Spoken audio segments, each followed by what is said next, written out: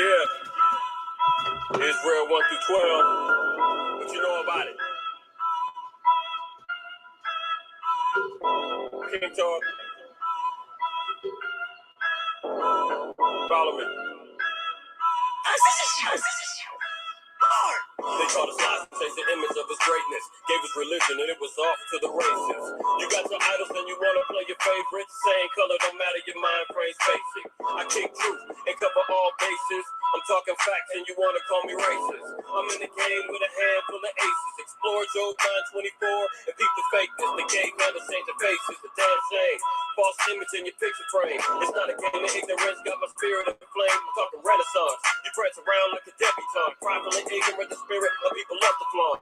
It's carte blanche when we set up shop on your block. To teach the word, the cream rises to the top. Got my feet firm in the pavement. Taking out these zombies, witches, and these pale-faced cavemen. And don't provoke it, get hung like my hat coat. You heard Christ was white. That was just the hope. Studs and fringes, my fatigue coat. And we hope to eliminate all wickedness, but suckers keep bumping their guns, sounding ridiculous.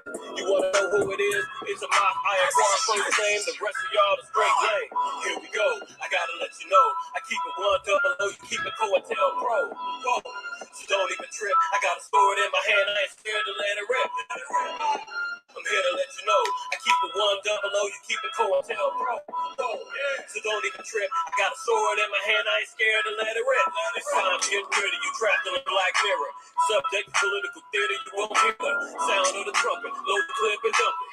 There's no touching the Most High's beloved. These niggas want me to stop teaching, change the subject. My mood fluctuates up and down like your budget. Here's a little nugget. Cash it in if you like. In the world of darkness, the only light you got is Christ. I'm trapped in hell, but I meditate calmly. Don't follow crowds and avoid you zombies. Give them some bruises. To hell whatever crime be. My conscience clear, fear won't allow me to break the mold. Follow the globe, but teach laws and commandments. I ain't breaking the code. Slaves bought soul. Identity never told. It's hard to stay hot in a world so cold. This shit is sad. Grown men dressed in drag. Getting with the law, them niggas be hauling ass. Catfish on the grand, wearing a mask. Trying to gather this one third for show is a tough task. But I stay focused, giving hope to the hopeless. From y'all silent the slogan, so take notice. Plague a locust to those who focus. Bury him 6 feet deep to smell the roast. Here we go, I gotta let you know. I keep it 100, you keep it COINTELPRO. So don't even trip. I got a sword in my hand, I ain't scared to let it rip. I'm here to let you know. I keep it 100, you keep it COINTELPRO. So don't even trip. I got a sword in my hand, I ain't scared to let it rip.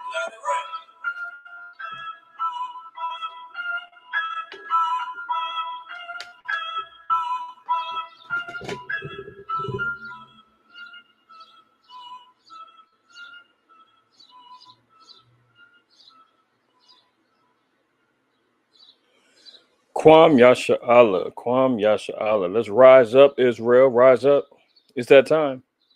It is that time. All praise, honor, and glory to the Most High, Yahweh Shai. Shabbat Shalom. Shabbat Shalom to the family, man. Shalom and peace, and welcome to another episode of DSTM. Don't shoot into episode number 223. 223. That's right. We're moving, right? Hopefully everybody's solid and well on the Sabbath day. A lot going on as usual. Salute to the families in the house. Diz the Wiz in the house. The House of Shaq in the house. Namawan, the family in the house. Shalom to y'all. Ashar in the house. Naquab in the house. Uziel in the house. Bayan in the house. Rosemary in the house. All praises. There we go. Salute and shalom to everybody that'll be joining the stream later. Or, you know how them notifications go. Sometimes people ain't getting them.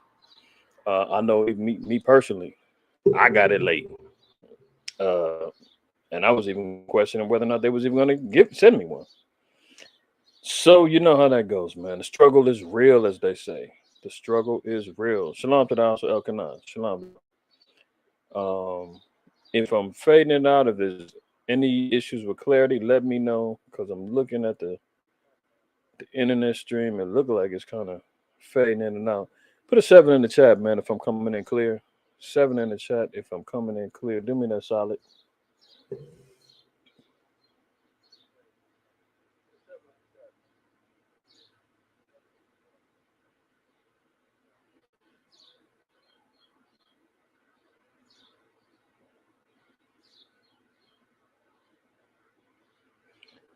Okay. All praises. Good. Good. Good.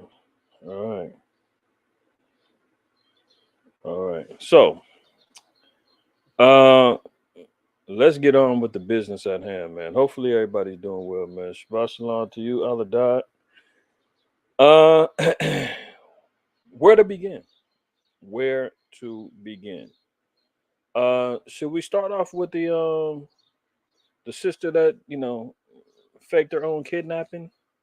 Says she went in the street to grab a toddler, and all of a sudden she came up missing for some days, couple of days, and now they're finding out she did a whole hoax because she has some side dude or some man is going. Is that the news that we need to be concerned about? Hmm. One thing is, I will say, I've been chronicling trying to find out, man, what happened to the brother. Jamie Foxx is back on the scene, so the Most High has some mercy on him. Still no word on what he was going through or what happened. Why it's such top secret information is beyond me. But there's been Jamie Foxx sightings. I mean, is that the news y'all want to hear? I mean, you might as well go turn on entertainment tonight, man, because you're not gonna get that here. Outside of Jamie Foxx, man, the rest of the things going on, man, nothing but distractions. I told y'all, man, this is why it's time to stay focused and figure out really what's going on behind the scenes in the world. Join me as we enter into this new DSTM. Let me go ahead and get this PowerPoint going, man. I'm not going to belabor the point at all. Let me share my screen and we'll get right to it. We're going to get right to it. Let me see. Let's share it this way.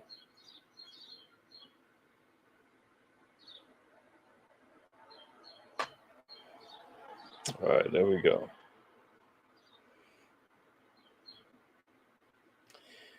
All right. So, not wasting no time at all, man. Not wasting no time at all. Make sure you wipe your feet, man. If you came on in the house, man, hit that like button.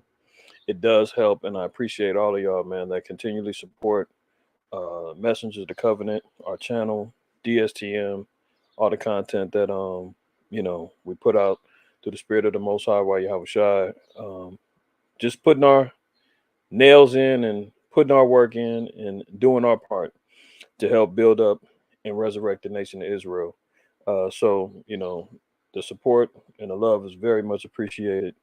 You guys just continue to wipe your feet by liking.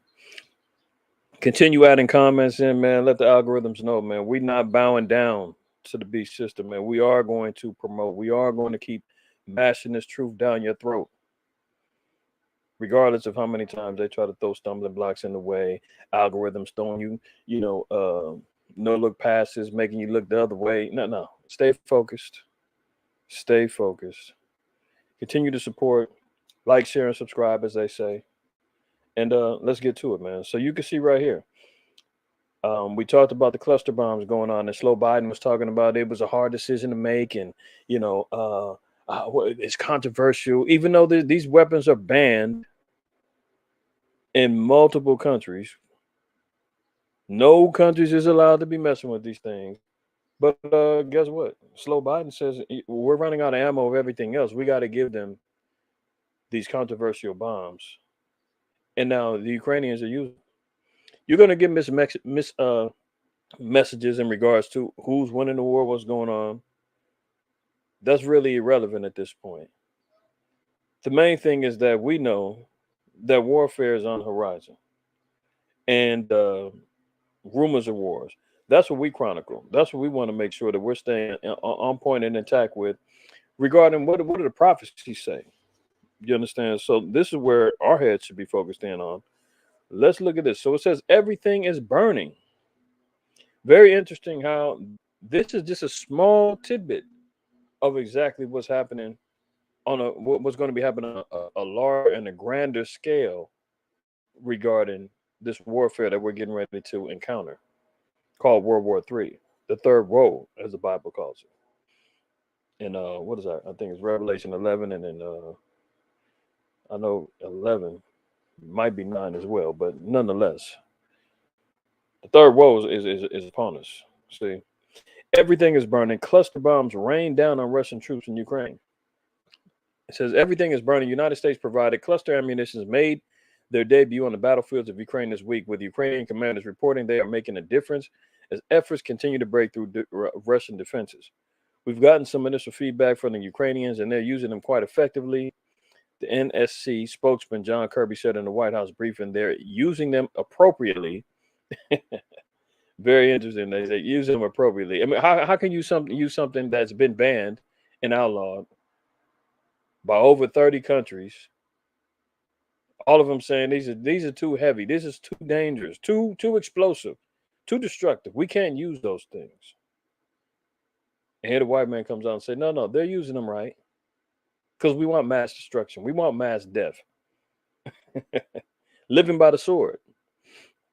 He says then they're using them appropriately, and they're actually having an impact on Russia's defensive formations and Russia's defensive maneuvering. Intercepted messages posted on Twitter by pro-Ukrainian media platform indicate the controversial weapons are having a psychological impact on entrenched frontline Russian troops. At the moment, the armed forces of Ukraine are demolishing our positions in the Bakhmut direction with cluster munitions, one message says. So they have time to be posting on Twitter in the midst of a war and getting bombed with controversial weapons. Somehow they're managing to intercept Twitter messages. I mean, whatever happened to covert operation? Whatever happened to utilizing encrypted coded phones and walkie-talkies and all that other stuff, man? All of a sudden now the armies are using social media to communicate. Believe that if you want to. Remember, Ukraine has already laid it down that anything coming through the media must be government approved. They're already over there moving in 1984 mentality. The state is God.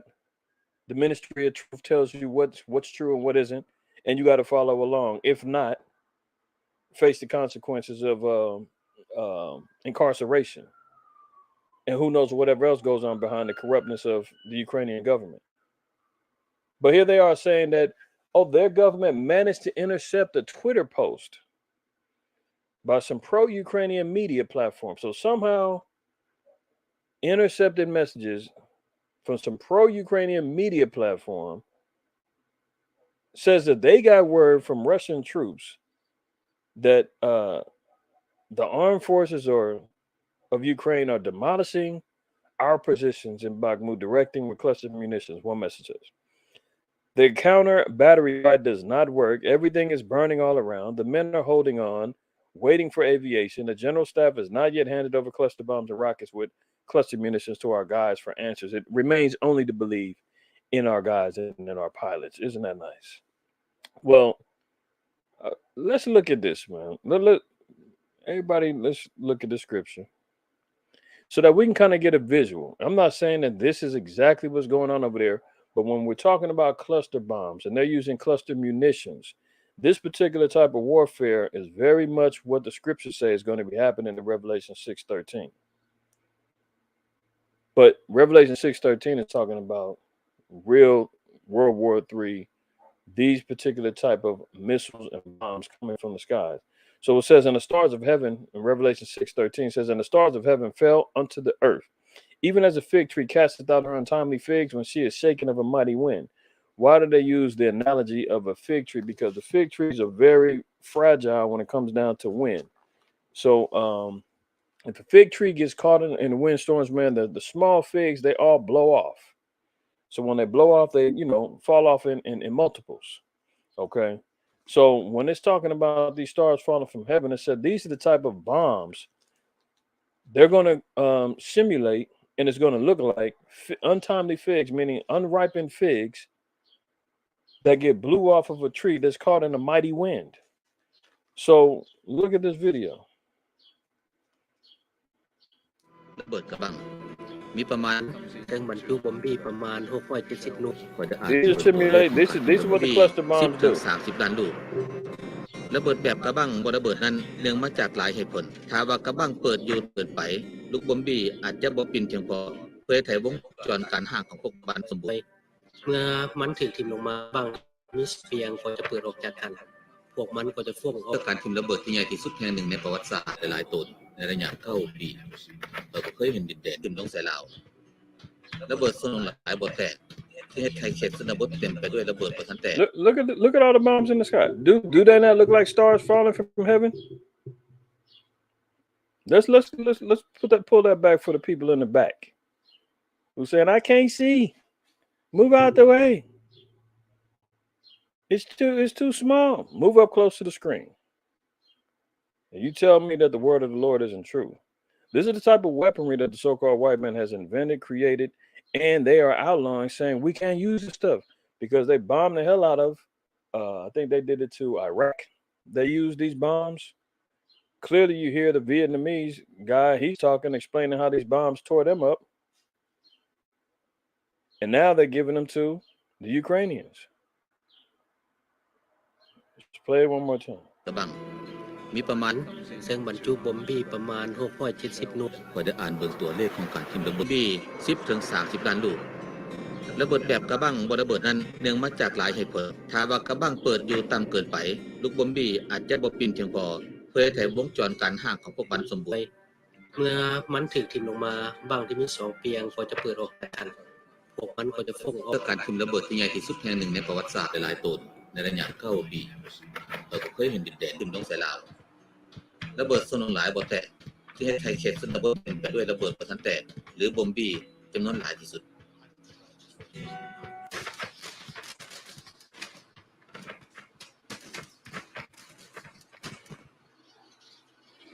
See, that's the type of destruction that's going to be coming upon the earth. And that's the type of weaponry that is being exposed in slow Biden is passing off to Ukraine right now. Notice what they said. They said, look, everything is burning. So they've got munitions that do the same type of thing. And then they have bombs as well that do the same type of thing. So reading in Revelation 6:13, it's talking about the sixth seal of things being open. And I caught some of the class last night with Elder Rhyme and Ratazan over at BOW channel. They was going over the seals. And if you haven't checked that, go check it out because, you know, brothers did a good job of chronicling the state of affairs and the seals that we're in right now. And, you know, in this particular seal, it acknowledges that there's going to be earthquakes, bombings and destructions, a third of the earth getting destroyed, or I think it's a fourth of the earth getting destroyed, which balances out to almost 2 billion people. And now you see the type of destruction is going to be happening to where smoke is going to be covering up, you know, clouding the skies, making the boom become black. I mean, the sun becoming black. This is the type of destruction that's going to be happening on the earth. Okay. Hold on 1 second. Type of destruction is going to be happening on the earth. You see how the clouds now? This is broad daylight. That we're seeing this type of destruction happening.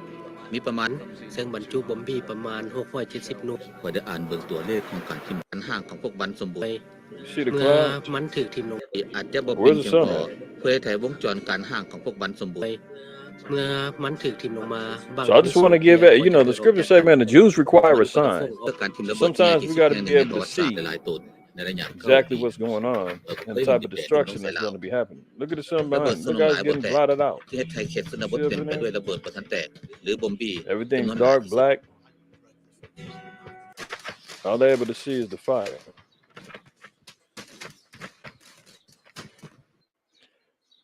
And the so-called Negro think that they're going to be taking up AK-47s and AR-15s to go to war with the white man. I mean, you know, the new Black Panther Party and the not giving an F Foundation and all that. Them guys need to just repent, man, and go ahead and join the army of the Lord. Because that's the only power that can defeat the so-called white man. It's going to take Christ and the angels, man, and the holy men of the Lord, man, to take down this empire. That's it. But this guy's got stuff that's just unbelievable. Let's move on. ระเบิดกระบัง Oops. มีประมาณ All right. So now we're seeing here the U.S. is sending Marines more warships to the Middle East over Iranian threats. So now you see how the spirit of war is continuing on. Remember last week, Slow Biden said that he was going to be sending, what was it, 3,000 troops to Europe to kind of beef up security just in the event that things went left between Ukraine and Russia, because after they gave these particular munitions to Ukraine, Putin was and his administration was saying like that's considered a nuclear threat. We need to go ahead on and be proactive in how we're going to respond to this and these weapons being used. So America went and activated 3,000 more troops just for Europe. Now we're seeing they've got to send Marines and warships to the Middle East because of Iran. Well, why is Iran part of the mix? We've covered this before. We've covered this before. Ezekiel 38, we'll read down to 5, starting at verse 3. And say, thus saith the Most High Yahweh, behold, I am against thee, O Gog, a chief prince of Meshach and Tubal. So judgment is being prophesied against Russia, okay? And it's being acknowledged that what's going to happen. And I will turn thee back and put hooks into thy jaws. He's going to be captured, baited in, and pulled into war. As much as Putin is proclaiming, he's running around saying he's the one for peace, he wants diplomats. Oh, he's doing the good Christian thing. He's trying to get rid of the Nazi Ukrainians over there. And, he's trying to clean things up and he's trying to unify his people back and all, America. We know all that. But guess what? The Most High said that you're caught on the hook and you're going to get reeled into this boat of warfare. It says, and I will bring thee forth in all thine army, horses and horsemen, all of them, clothed with all sorts of armor, even a great company with bucklers and shields, all of them handling swords. Verse 5, Persia, Ethiopia, Libya with them, all of them with shield and helmet. And in times past, we've looked at and seen who all these nations are today, Persia being Iran. And this is where we're seeing Iran in such a precarious position regarding this war, with them getting their ammunitions up, them getting doing their testing, getting their nukes together. They've broken the sanctions. They're utilizing nuclear technology for power and for weapons.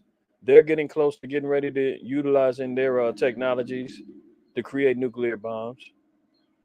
They've been going at it, intercepting cargo ships or whatnot, mainly the cargo ships over there in their waters, smuggling, taking them down, as America is now having to respond. So this is why we're seeing them being such a particular factor in what's happening in this World War III situation, because they're in allegiance and they have bonds and covenants with Russia. So as we're seeing these particular nations all coming together, now Iran is now becoming more in the forefront of this war talk, right? There's always, like we talk about, different distractions. You got the brother, man, that ran across the state lines, got captured over there in North Korea. But the question is did he get captured? From all the reports I was reading and seeing, he ran over there, almost in a move of defection. Like, I'm done with America. I'm coming over here. And America's running around talking about they want to, negotiate. They want to bring him back and all this other stuff. We don't know if he's all right. He could be injured. He could be getting tortured. They worried about the Jake talk spilling the beans. They worried about him, possibly giving up military secrets. You understand? They ain't worried about if the dude is all right. When have they ever cared about so-called black lives? They worried, man, Jake gonna start, talking. But that again has become another distraction. This is really what's going on. So Iran now is in the mix. Iran is in the mix. Let me get one more in Ezekiel 25.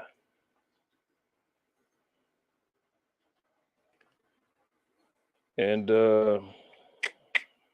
So the Most High is, this particular chapter, man, the Most High is laying down vengeance on the nations, and up above we're seeing Esau.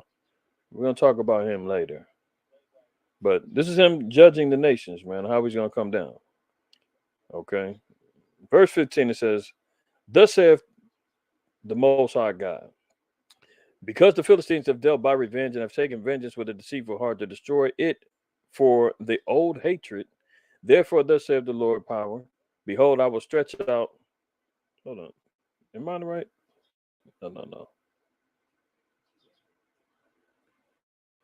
Ezekiel 20. No, I'm sorry, I'm tripping.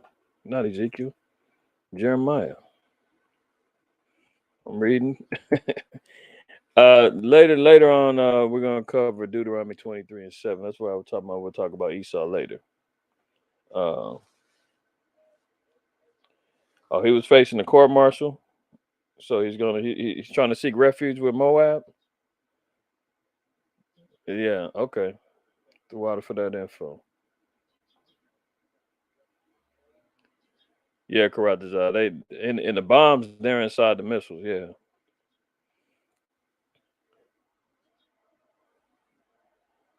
What's UCMJ? What's UCMJ?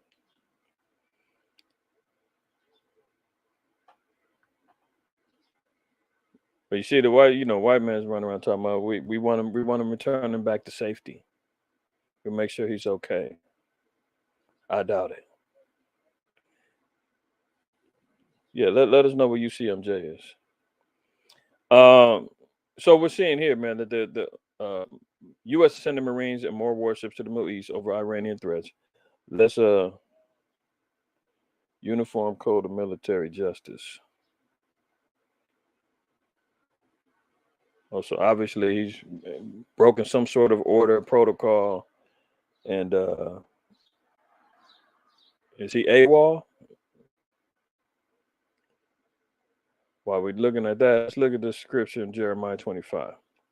So it says, "For thus saith the Most High Yahweh, power of Israel, unto me, take the wine cup of this fury at my hand, and all nations to whom I send thee to drink it." So this is how the Most High is going to judge all the nations. This is how they're all going to be involved in warfare. This is how they're all going to be involved in particular conflicts. All the nations and the powers that be, whether it be from NATO to the UN, the United Arab Emirate of Arabs, or whatever they calling themselves, the Arab Emirates, the African nations, you name it. The Most High said that now you've drunken the wine of the wrath. I mean, you've drunken the wine of the fornication.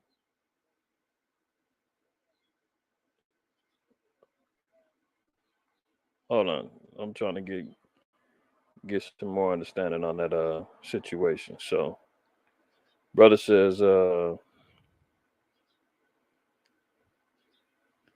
got into a fight with South Korean police. He got sent to prison, and he was released from prison after serving military jail time. Yeah, I was hearing that he has a couple of conflicts with South Korean officials, so that's why that's why he defected, running to North Korea, and he's trying to avoid going to jail in his military prison. Okay, understood. All right, so that's what he's got to go through. They're going to use it as a distraction to keep us away from seeing the rest of the affairs of the world. But okay, fair enough. The water for the additional info. Verse 15 again, "For thus saith the Lord, power of Israel, unto me, take the wine cup of this fury at my hand, and cause all nations to whom I send thee to drink it." So the nations are going to be drinking the fury of the Most High. They got full off of the wine of the fornication of the nations of America and the great whore. So now the Most High was like, "Well, you filled up on that.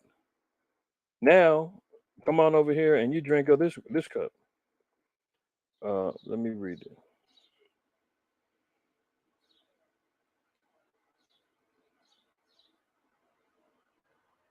See, this is where we're reading in Revelation 14. And we're going to read verse 8. It says, and there followed another angel saying, Babylon is fallen, that city, because he made all nations drink the wine of the wrath of her fornication. See that?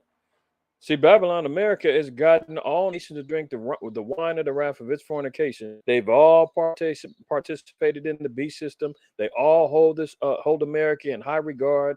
They hold the so-called white man as their savior, give them everything from money to technology to weapons to food to you name it.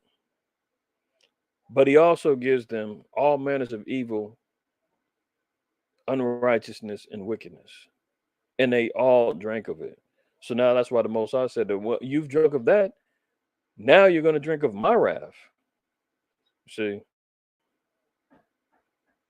It says, and the third angel followed them, saying with a loud voice, if any man worship the beast as image and receive his mark in his forehead or in his hand. So this is, we'll touch on that a little later, but I'm not going to do no whole breakdown on it because, like I said, we've done that before and got the channel suspended. So, tiptoeing around that, we know that there's a system that's getting in place. It's manifold in how it's unfolding. It's spiritual and it's physical, and we'll look at that in a little bit.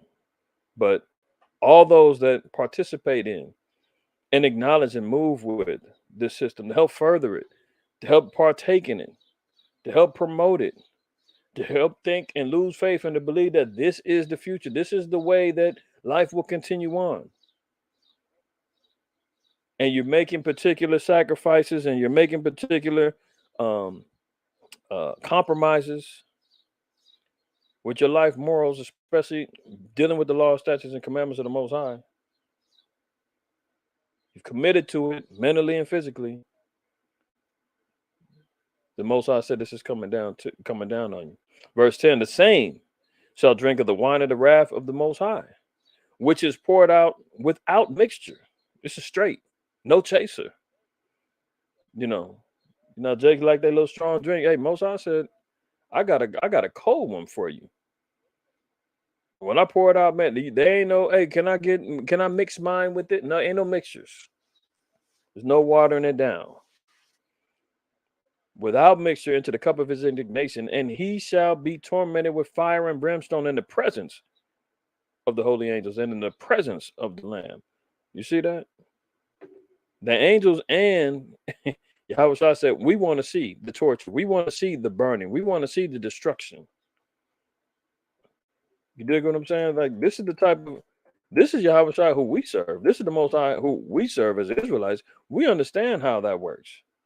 The Christians are too busy running around talking about he's going to come down and hug and save everybody and kiss you on the cheek and put a dove in your hand and say, go ahead, my good and faithful servant. The pearly gates is wide open for you.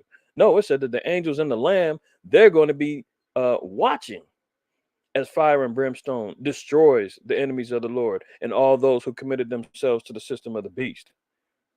Luke 19:27 says, but those mine enemies which would not that I should reign over them, bring hither and slay them before me. This is red letter. Yahweh said, if they refuse, anyone who refuses to bow down and serve me, bring hither and slay them. Chop their heads off in front of me. That's our big brother. That's the son of our power. That's our savior. That's how the Most High gets down. If he said the Lord is a man of war, I mean, what are we talking about?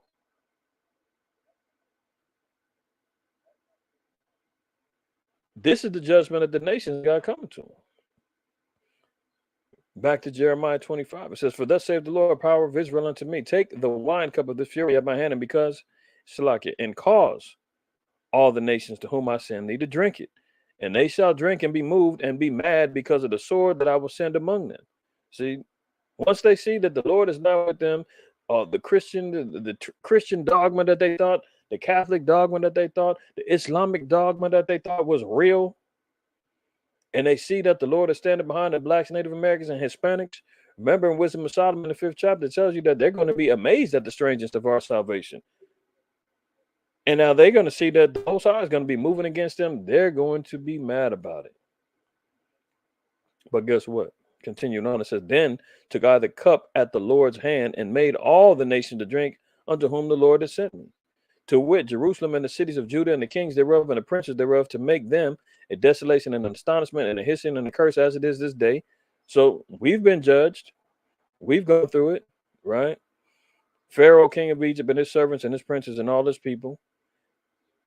Reading on, it says, and all the mingled people and all the kings of the land of Uz and all the kings of the land of the Philistines, Ashkelon, Azar, Ekron, and remnant of Ashdod, Edom and Moab, and the children of Ammon, all the kings of Tyrus and all the kings of Zidon and the kings of the isles which are beyond the sea. Notice these are you can't say that this is this historically, this is just chronicling all the nations coming down. Well, no, this is the judgment that all of them are going to face. Just like we read precept in Revelation 14, they're all going to receive this. Edom, Moab, the children of Ammon, the African nations, Israel, we've gotten ours. 2/3 of Israel's got to be destroyed, right? But I want to drop down to right here. Verse 24. It says, and all the kings of Arabia and all the kings of the mingled people that dwell in the desert, and all the kings of Zimri and all the kings of Elam and all the kings of the Medes. This is Iran. This is and the mingled people in Arabia. So this is Ishmael and all the sub tribes that he's got. Remember, Ishmael had 12 tribes as well. And you see throughout history, you're dealing with like the Ottomans and the Turks and all of them mixing and mingling in with Ishmael, all dwelling in the Middle East. That's why you look over there at who's running the Middle East right now. They look like they could be white. You see the Egyptians over there now. They're not the original Egyptians, clearly. Even though they told Kevin Hart that, you're banned for trying to say that the Egyptians were black. See, because after the Arabs went over there and conquered, they take over, and all of a sudden they're the real indigenous peoples there. It's ridiculous. But all the kings of the mingled people and all that, I'm bringing all this out, just moving in the spirit, is because we're going to see even more. Iran, the Medes, you understand what I'm saying? The Persian, that they're all going to be part of this particular judgment. So when we see all hell breaking loose, man, we know who the key players are. So when you start hearing about particular nations that's jumping in and becoming more at the forefront of what's happening in the earth, then we know, okay, or what's really going on. So the U.S. is sending Marines over there. So further tensions is going to be picking up. So not only does the U.S. got to deal with Iran, they got to deal with North Korea. They got to deal with China. They got to deal with Ukraine. They got to deal with South Africa and what's going on with African and all that with Obama when he sent African as a special unit over there. They got to deal with Cuba and all of the nations that are trying to align themselves with the economy. South America, Brazil, Venezuela. America's got their hands full. This is how we know this place is going to come down to utter destruction. And the final destruction, the final say so is going to be given by Yahweh and angels. But the nations are definitely going to kick it off. And this is where we're seeing right now. All right. So the U.S. is sending 2 amphibious warships and thousands of Marines to the Middle East to bolster regional security after Iranian forces in commerce in and out of the Persian Gulf. The Pentagon announced Thursday. Amphibious warships USS Bataan and the USS Carter Hall and elements of the 26th Marine Expeditionary Unit on the 2 ships are being dispatched to the U.S. Central Command on orders of Secretary of Defense Lloyd Austin. So Lloyd Austin, that's a Jake. He's sending troops on over there, man, to try to control what's happening with the shipping and the commerce that's happening with Iran, because Iran done snatched up a couple of different commerce ships over there saying that they were violating their sea space and wasn't trusting them. So now America's got to come to the defense. So we'll see what happens with that. Let's continue. Putin tells Poland any aggression against Belarus is an attack on Russia. So now they're up in the ante. Putin, he's already sent down nukes to Belarus. That's one of their allies. That's where the Wagner group, after they had their their little coup or fake coup or whatever was going on with that, they all fled down there and pledged their loyalties back to Russia. And Poland obviously is a NATO allied country. Any friction that goes on with Poland would lead to NATO being involved in World War III cracks off on a bigger scale. I'm of the belief it's already started on a small scale on the what do they call it? The proxy war level, but on a grand scale, it's getting even closer.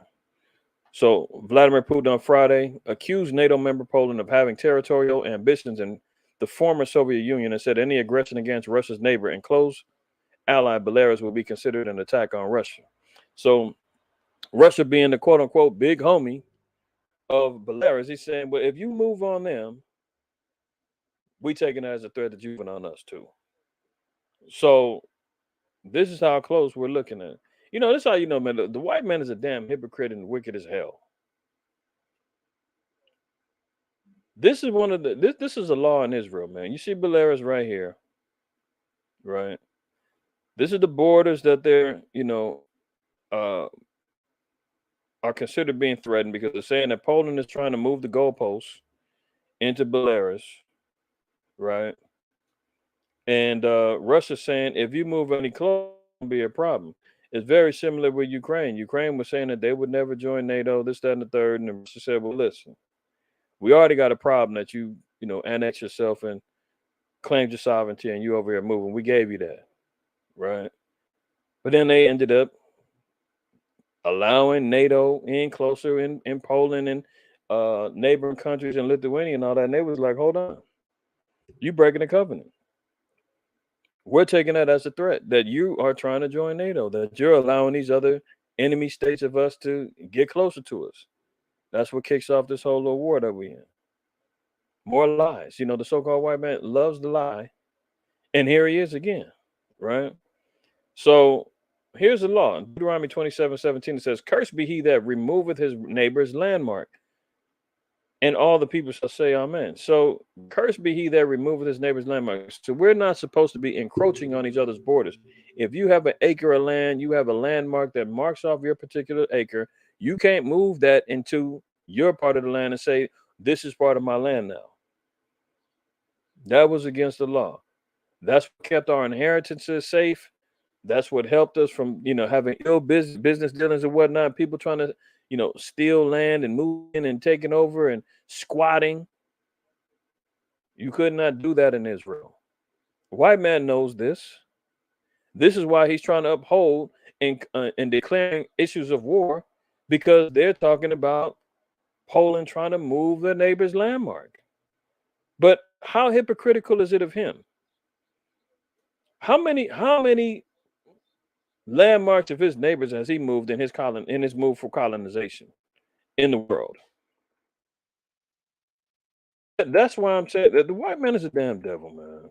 No if and buts about it, because here he is trying to uphold the laws of the Most High, meanwhile breaking them throughout his whole tenure of conquering, ever since 333 BC and the Greek conquering, as he came in and conquered all the nations, taking over their lands, absorbing their cultures, claiming it for himself. What did he do when he came to America? Raped, killed, pillaged, slaughtered, from the Carib Indians to the Arawaks to the Taínos to all the Native American tribes that was here, the Aztec, the Incas, the Mayas, took it all over, slapped his name on every damn thing, claimed that he was the founding fathers, erected statues of himself saying that this is his land. We just seen about the Lakota Indians crying about wanting reparations, and Ben and Jerry's CEO founder saying we need to get the land back. Let's start with the Mount Rushmore, where they've carved their faces, created idols in the mountains. They said we need to go ahead and get rid of that and let's get us back. And what's the white man do? strike and ban Ben and Jerry's, and they lose billions of dollars in a matter of days for even trying to speak on doing the right thing. Micah 2, woe to them that devise iniquity and work evil upon their beds. When the morning is light, they practice it because it is in the power of their hand. Remember, the earth has been given into the hand of the wicked. Esau has been given the fatness of the earth. So the power is in his hands, and what's he do with it? He works evil in his bed. He devises more iniquity. Going back into the Maccabees, man, let's go there real quick. Just moving in the spirit. And first Maccabees 1. See, verse 1, it says, First Maccabees 1:1, and it happened after that Alexander, son of Philip, the Macedonian, who came out of the land of Chedum, had smitten Darius, king of the Persians and Medes, that he reigned in his stead the first over Greece. So what happened? We're going back into Daniel, the 7th chapter, and the 4 beasts. Babylon was the initial ruler, or the ruling kingdom of the first beast, right? Second beast was the Persians and the Medes, which is who Darius was king over. And what happened? Oh, the third beast, the Greeks, are the ones that came into rule and power. So not only was this indicative of the prophecy of Daniel explaining the hierarchy of the beasts, it also was acknowledging Job 9:24. It also was acknowledging what Micah was talking about in regards to power being given into his hands. That's what happened. And who got it? The so-called white man, Alexander, the son of Philip. Remember, all the previous nations were dark-skinned, were all melanated. The Persians and the Medes, they're all melanated. Babylon, clearly melanated. This is when the pale-faced, fork-tongued creature known as the so-called white man came into power. This is when Esau or Edom became a foul history, domination, and destruction. That's what happened. And what did he do? He made many wars, won many strongholds, slew the kings of the earth. And when he went through the end of the earth, he took spoils of many nations, insomuch that the earth was quiet before him, whereupon he was exalted and his heart was lifted up. So now he's being exalted up. All nations became tributaries to him. He's ruling. See, now dropping down, what happened? After he dies, he divides his kingdom up into 4. Actually, it was a little more than that. But the main 4 that continued on ruling was Cassander, Lysimachus, Ptolemy, Seleucid. These particular generals that he had, they established empires and rulers in their own rights. And you had proxy kings all set up all around. You know, satraps is what they call them in Rome. But here, once a white man comes into power, what it says, and after his death, they all put crowns upon themselves. So did their sons after them many years. So they was established in dynasties. And evils were multiplied in the earth. You see what happens when he gets control of the earth? You see what happens when he's in rulership? Evils just multiply in the earth. Now look at this. Verse 10. And there came out of them a wicked root, Antiochus or Antiochus, surnamed Epiphanes, son of Antiochus the king, who had been an hostage at Rome, and he reigned in the 137th year of the kingdom of the Greeks. Now imagine how evil this dude must have been. They said evils was already multiplied in the earth. The earth was already evil. And out of that, this guy had to be acknowledged as being wicked in an evil time. That means he was above and beyond wicked and evil. What was going on already in the earth? Already what was going on in the earth. So when we go back here to Micah 2, woe to them that devise iniquity and work evil upon their beds. When the morning is light, they practice it because it is in the power of their hand. This is how they got and achieved the power. And what do they do with it? They continue on in evil. And what do? And they covet fields and take them by violence. Covet fields. So when we look at the law, when it said that we're not supposed to move the landmark of our neighbors, he disregards that. But when it comes down to his own territories, oh, now he wants to try to fight for his land. Now he wants to acknowledge borders and all that other stuff. So when he went and conquered through the Spanish American Wars and killed the so-called Mexicans and the Native Americans that was living and established the border between TJ and Mexico and Texas and Mexico and all of that. This guy is a damn devil because here he goes, coveting fields, taking them by violence, disannulling landmarks, colonizing and taking every dang thing. But then when he does it to himself, oh, it's just a matter of diplomacy. But meanwhile, he's ready to go to war for it. This is a hypocrite, man. And they cover fields and take them by violence and houses and take them away. So they oppress a man in his house, even a man in his heritage. So this is also something where we're looking at judgment for the so-called white man. Has he repented for this? When we look at this law, where we know clearly he broke, he removed his neighbor's landmark. Has he repented for that? No, he hasn't. So then when we're wondering, well, where, why, and how is he going to be judged? That's not right. Guess what? He didn't care. And he hasn't repented for it.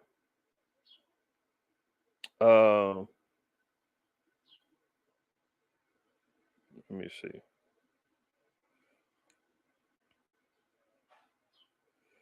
No, I don't want Joe. That's all I want. That's all I want to get from that, man. But y'all get the point. Y'all get the point. So this is the warfare that's on the table right now. Poland and Belarus. Russia says, man, if you move on Belarus, man, you moving on us. That means that if anything goes on between the borders here, that's an initiation for World War III as well. So we're seeing another aspect of wars and rumors of wars. Russia says it's pulling out the Ukraine grain deal. This is important. This is, an instance where we're fading back into what could be considered another aspect of famine. Remember, they call Ukraine the breadbasket of the world. Much of the Middle East, Africa, I think America also is relying upon the grains that come from Ukraine. Russia pulled out the deal, cutting off their ability to export, and they start bombing the grain silos, attacking the food supply. So what is this going to mean for famine? What's this going to mean for the food supplies? We've already seen during the time of the COVID, when that was going on, how that affected prices on food. We've seen how it greatly affected a lot of the poor Middle Eastern countries like Lebanon and what other countries there was. There was a few, man, that was relying upon that grain to come over there, and they're still jacked up over there because they wasn't getting no food.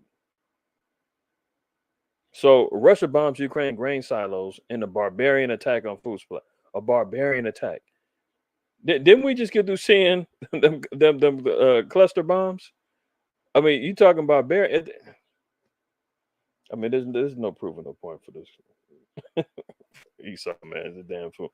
Barbarian attack, right? 3 nights of airstrikes targeting Ukraine's ports came after Moscow said on Monday that it would withdraw from an agreement that has allowed the country's grain to be shipped to global markets. Listen to that. Global markets.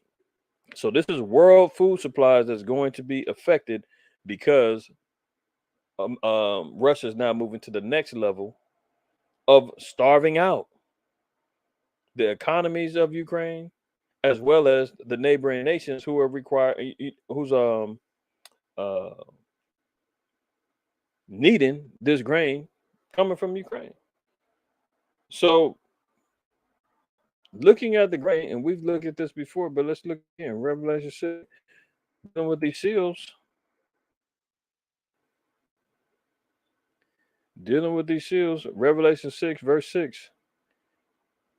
And one of the seals is dealing with famine. It says, and I heard a voice in the midst of the 4 beasts say, a measure of wheat for a penny, and 3 measures of barley for a penny. So this is what overall the famine is going to look like. Food is going to be available in many situations. However, the cost of receipt of getting this food is going to be the problem. I mean, Esau's constantly out there trying to manufacture, make up, and create fake foods and Franken foods and all that other stuff. So he's going to try to create and make food available. The problem is that you ain't going to be able to afford it. We're not going to be able to afford it. Look at it now. $1 doesn't even exist.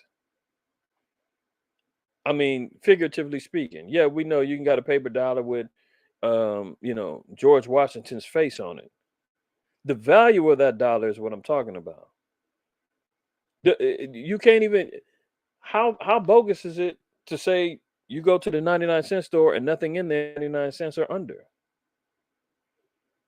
All of those prices still have gone up. Everything is $1.50, $1.29. Now they selling stuff for $2.99, $3.99, $5.99. But the name of the store is the 99-cent store. How about the Dollar Tree or Dollar General? Wherever I know they got different versions of them in different states, but your dollar don't carry the value that it did. That's out of here now. So food at one point is going to be available, but it's going to be expensive as hell, and it's going to be rationed out at a high cost before ultimately it's unavailable. So reading chapter 6 of Revelation, verse 6 again, it says, I heard a voice in the midst of the four beasts say, a measure of wheat for a penny and 3 measures of barley for a penny. This is dealing with the famine upcoming. What is a penny worth? Matthew 20 and verse 20, it says, and when we'll read verse 1 and 2. It says, for the kingdom of heaven is like unto a man that is an householder, which went out early in the morning to hire laborers into his vineyard. So we're talking about field workers, we're talking about laborers that's going out there, blue collar guys that's working the fields. Verse 2. And when he had agreed with the laborers for a penny a day, he sent them into his vineyard. So he negotiated the daily price for their labor would be a penny. So a day's labor will get you a measure of wheat and 3 measures of barley. So measures is basically rations of wheat and barley for a whole day's labor. So if you make $20 an hour and you work 8 hours, that's $160 that day. Take the taxes out, everything else, man. You probably go home with 130, 125. Let's just go down there.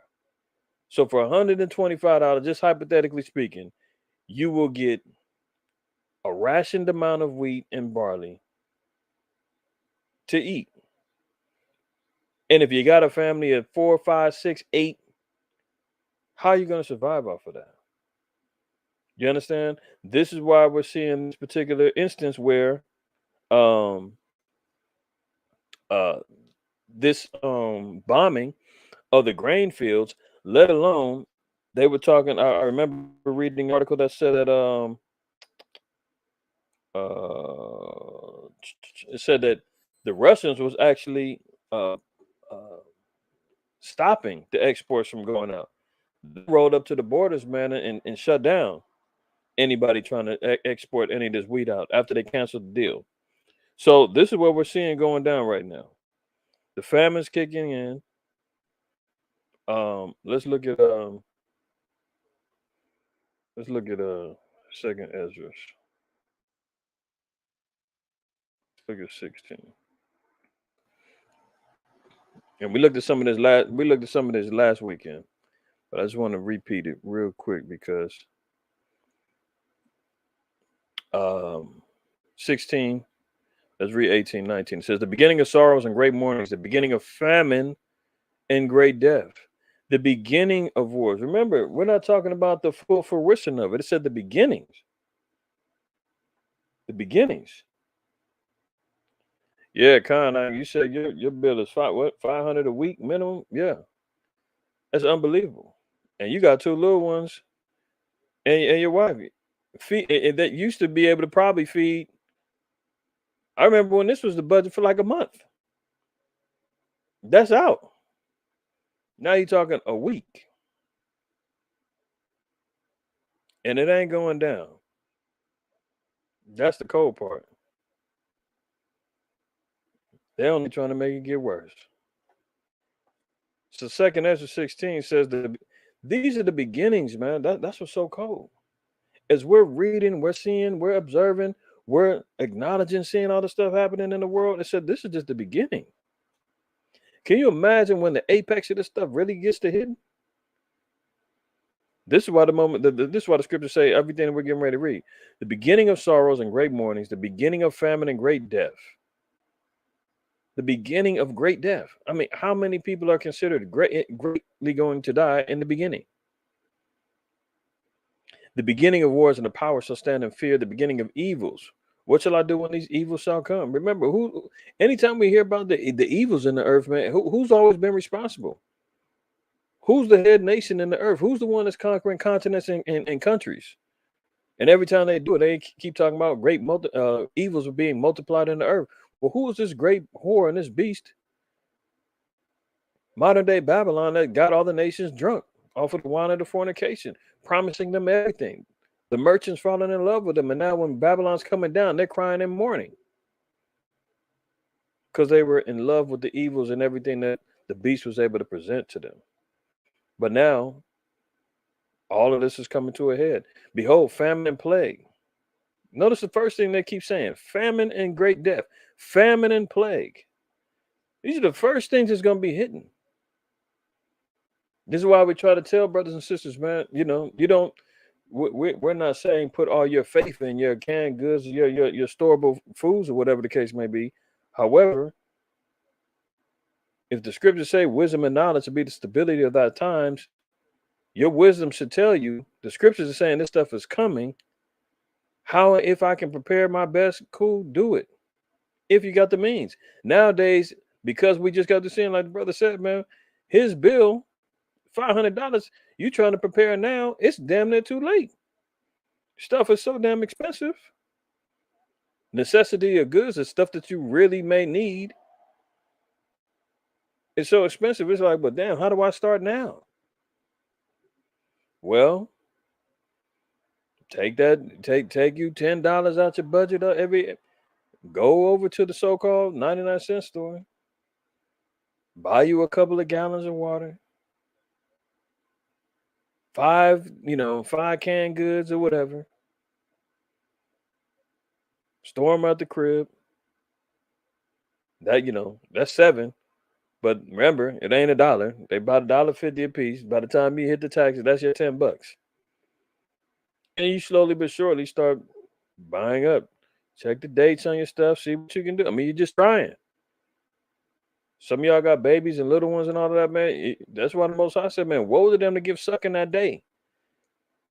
Because you want to be able to provide something for your family and for your household, man, when all hell breaks loose.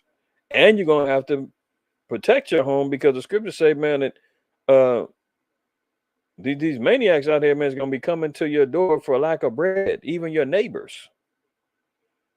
I've always said, man, you got Miss Jones and her sons you grew up with and all that, been living next door to you. Y'all grew up together 20 plus years, but let them find out you got some food when all hell is breaking loose. Matter of fact, I just seen I like watching the Twilight Zone. I just was watching one the other night, and it was called there's an episode called The Shelter, and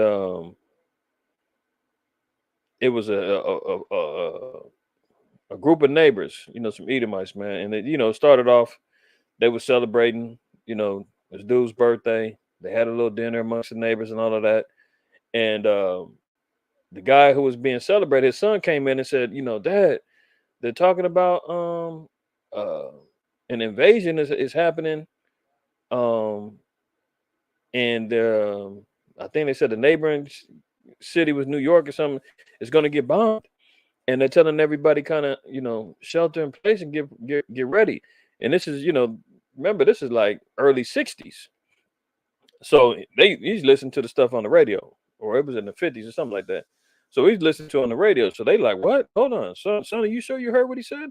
He said, yeah, Dad, I'm positive. I heard what I heard. They turn it on, they listening, they telling everybody, get ready. Everybody run home. Now the guy who birthday it was hosting the party, him and his family had a bunker. They was going down. starting to prepare and everything else. So guess who comes knocking to the door? Jim, let us in. You know, we need to get we need to shelter in with you, man. My house doesn't have a bunker. We don't have a basement. We need. And he was like, I told you guys get ready. I told you this was gonna happen, and you guys didn't listen. And you know, my little space is only good for me, a family of 3. I only got a room for my family. And they was like, we're neighbors. We've been friends for such and such years. How are you not gonna take care of us? Just let us in. He didn't let him in. All hell broke. You know, I ain't gonna give it away. Maybe y'all gonna go look that one up. But it hit my spirit because I was just like, this is exactly what's gonna go down. They was his neighbor. They was all just celebrating, having a whole little birthday party, hanging out. Everything was great. As soon as they got the warning, everything went down. Everybody went home, and they was sheltering in. The power went out. His one neighbor went to his house and was like, "Hey, you know, we need some help, man. You think you can shack us up for a minute?" He thought it was gonna be cool, and the guy was like, "Look, man, I can't help you. I got enough down here for me and my family." And he was like, "Well, we'll bring food. We'll come in. Just let us in." He was like, "Look, what about the air? Once we sealed up in here, is enough air, and I got a filter in here for just 3 of us. Y'all come in here and suck up all the air. It's over with." He wouldn't let them in. They was wilding out to the point to where everybody knew he had a bunker and some food and all of that other stuff. And I'm not saying the bunker's gonna save you. The scriptures tell you that people are gonna get caved in with their bunker. I'm just giving a scenario of how 2nd Ezra 15 tells you the neighbors is gonna be coming in. See, I gotta go there. I'm moving in the spirit, man. Bear with me, y'all. I'm gonna get back to the regular scheduled programming, but this is important. This is important. Look at this. 2nd Ezra 15, 16 down to 19. It says, "For there shall be sedition amongst men, and invading one another. They shall not regard their princes, their kings, nor their princes, and the course of their actions shall stand in their power." So it's going to get to the point to where people are going to do whatever they need to do to survive. Survival of the fittest, all that good stuff. And let alone, there's I still have yet to see it, man. But brother's been talking about the military. They've been interviewed talking about how they're gonna survive in these days, and they was like, "Look, we're not stocking up on nothing. We're gonna go get everybody who is stocking up. We're using all our training and everything else to break into the homes. We're going to take everything that you got, and that's it." So they got their plan. They're saying, "I ain't stocking up. We're gonna use all our training, our weapons, and everything else to go take everything." So it says, in the course of their actions are gonna stand in their hand. Complete bedlam gonna be in the streets, man. You talking about rioting? It's gonna be beyond that. They're not gonna respect authority. They're not gonna respect the martial law, all this other stuff. They're not going to regard kings or princes. Everybody's gonna be trying to survive. A man shall desire to go into a city, not be able. So we've kind of experienced that already with quarantines and stuff like that, right? Verse 18, it says, "For because of their pride, the city shall be troubled, the houses shall be destroyed, and men shall be afraid." You're going to see the most gangsters, dude folding up. I mean, you already see it now, man. You see these guys in interrogation rooms and all of that, man. Guys is killers out in the streets. As soon as they get in first 48, they crying and whining, saying, JJ did it. I'm a good guy. I didn't know, sir. So you talking about men being afraid in that scenario. Imagine when you running down the street, man, or wherever you're at, and you're hunkering down somewhere, and you hearing about stories of people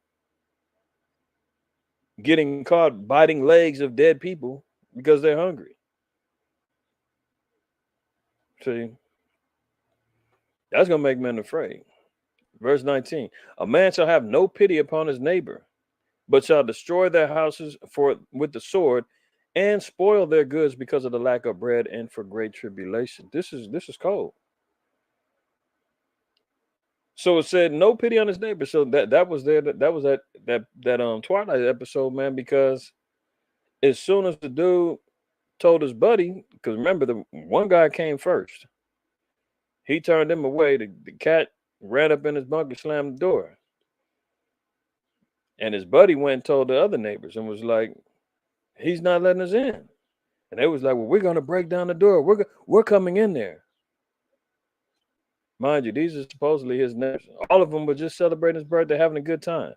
But when it comes down to starvation and hunger, man, they don't, all that's out the window. All that's out the window. One of the couples had a little baby. They was like, we've had a baby. How could you not? And that was out of there. That was out of there. There's another, I know Aladada like this one. I was just watching this the other day. Or rewatching it. Black Summer on Netflix. You know, it's a little zombie apocalypse jumping off, but you see the desperation that happens with people living in the city, man. Plague happening, people running around, being chased around by cannibals or whatnot. Food supplies running low. You got to, posse up with some people to survive. It's pretty good. Black Summer. All right, but anyway, we're just seeing the aspects of what famine, how famine could affect and will affect the earth. Getting back to 2nd Ezra 16, it says, behold, famine and plague, tribulation and anguish are sent as scourges for amendment. But for all these things, they shall not count from their wickedness, nor be always mindful of the scourges. So it said that even though all of this stuff is going to be happening, people, in particular, Israel, still ain't going to turn from their wickedness. They're not going to believe that it's the Most High that's bringing these particular judgments on earth. They're not going to want to believe that this is done by the Lord for correction. They're not going to want to believe that this is how the Most High is going to judge and judge the earth. Do you understand? And they're going to continue on in their wickedness.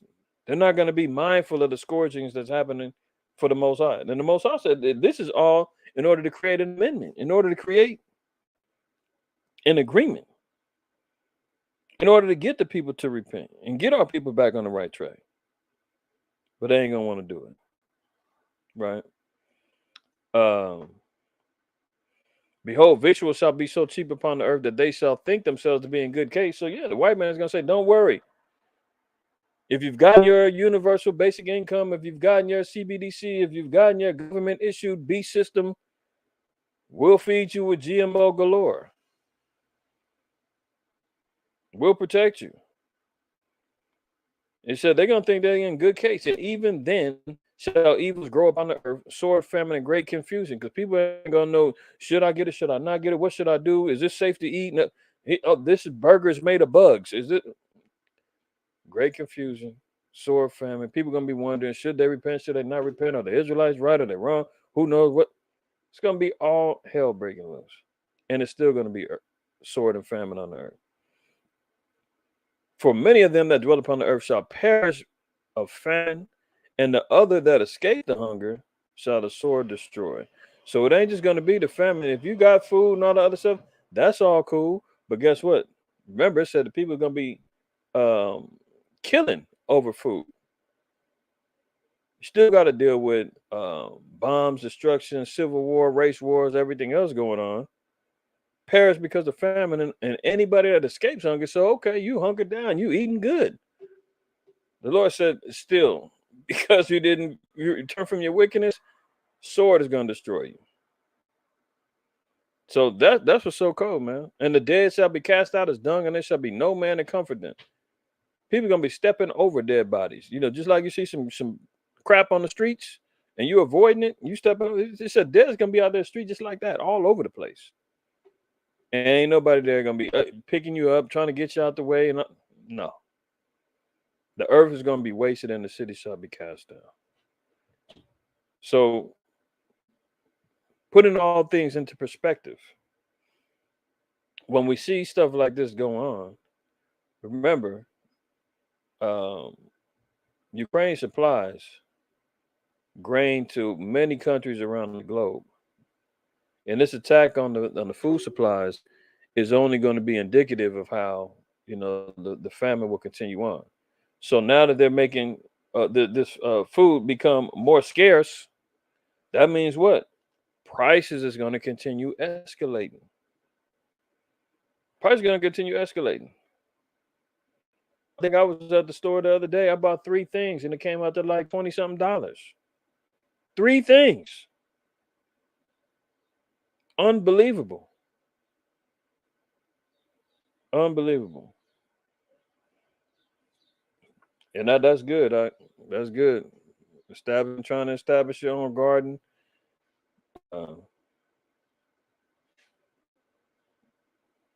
Yeah. There's always some information that comes out, man, and always kind of being foretold in shows. The Boondocks be showing a lot of good stuff. That's why it was so bad that they took it off the air. Or I forgot whatever happened with the guy that created it.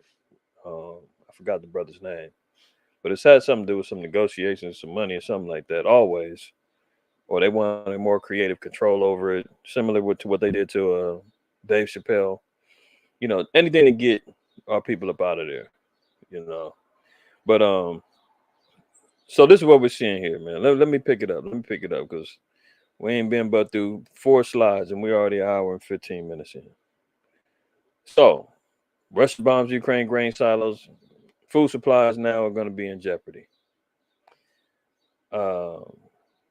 We just read this stuff right here. I wanted to read this too. This is in Acts. I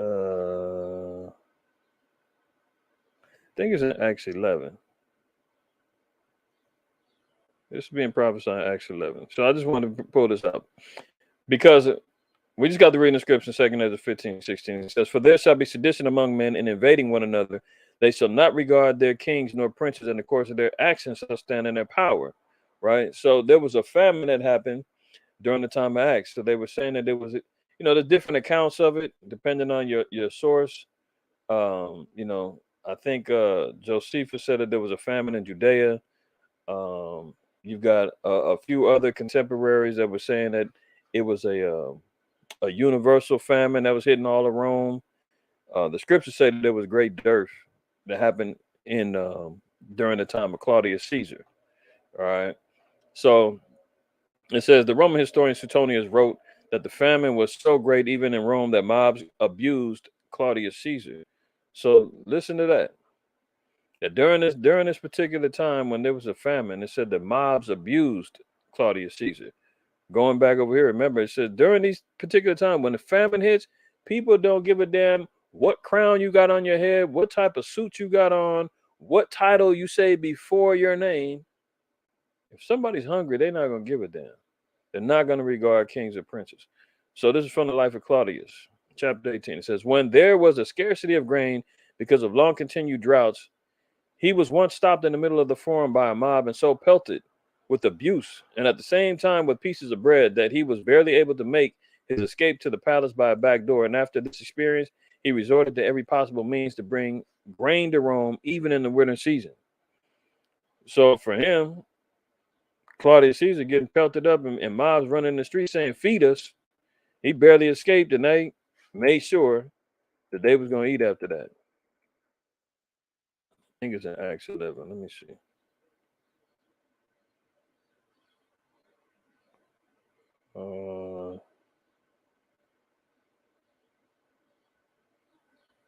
Yeah, here we go. Acts 11, 27 and 28. It says, and in these days came prophets from Jerusalem unto Antioch, and there stood up one of them named Agabus, and signified by the Spirit that there should be a great dearth throughout all the world, which came to pass in the days of Claudius Caesar. So you're hearing the prophet Agabus, that was moving with the apostles and the disciples. He was acknowledging through the Spirit that there was going to be a great famine that hit during the time of Claudius Caesar. And, the scripture said throughout all the world, but, we're really talking about the known world and under Rome's rulership. Because the contemporary all say different eras of when the famine hit, but there was a famine nonetheless that hit under Roman rule.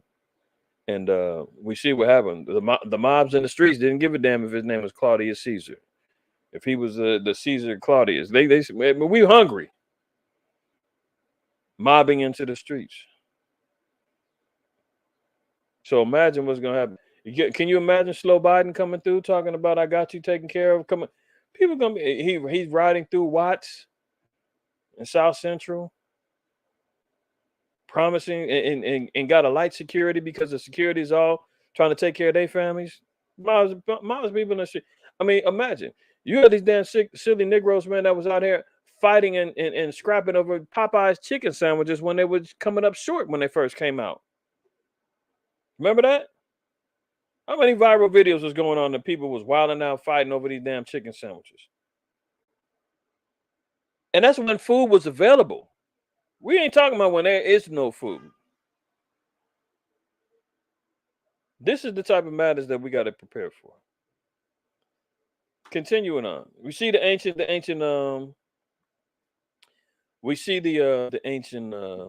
men of Esau, man, wicked nation of old, still involving themselves in all manner of politics, man. Henry Kissinger, man, one of the wickedest warlocks that Esau has, the devil has at his exposure.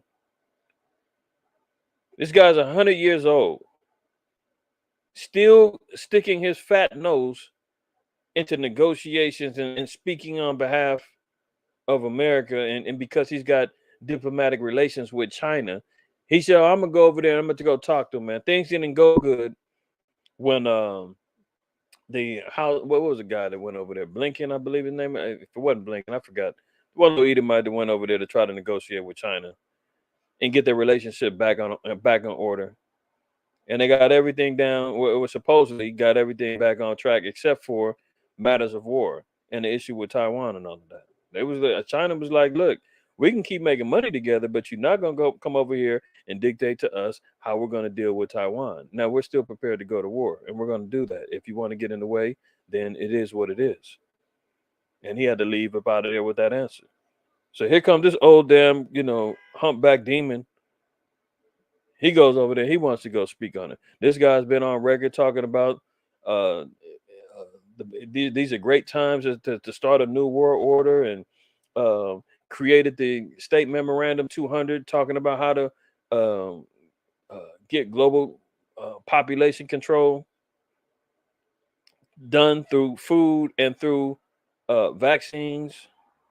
State Memorandum 200. This guy's wicked as hell. 100 years old, man, still going over there, involving themselves in diplomatic business. Henry Kissinger meets China's defense minister in a surprise visit to Beijing. Ex-U.S. Secretary of State's meeting with Li Shangfu comes amid hopes of improved ties between two countries. So really, this guy is nothing but a mouthpiece diplomat. He doesn't have no damn. He's an ex-U.S. secretary. He has no real position in the government no more. But he's just a grandfathered in diplomat who utilizes his title to go around dictating world policy. This guy's like one of the mouths of the elites.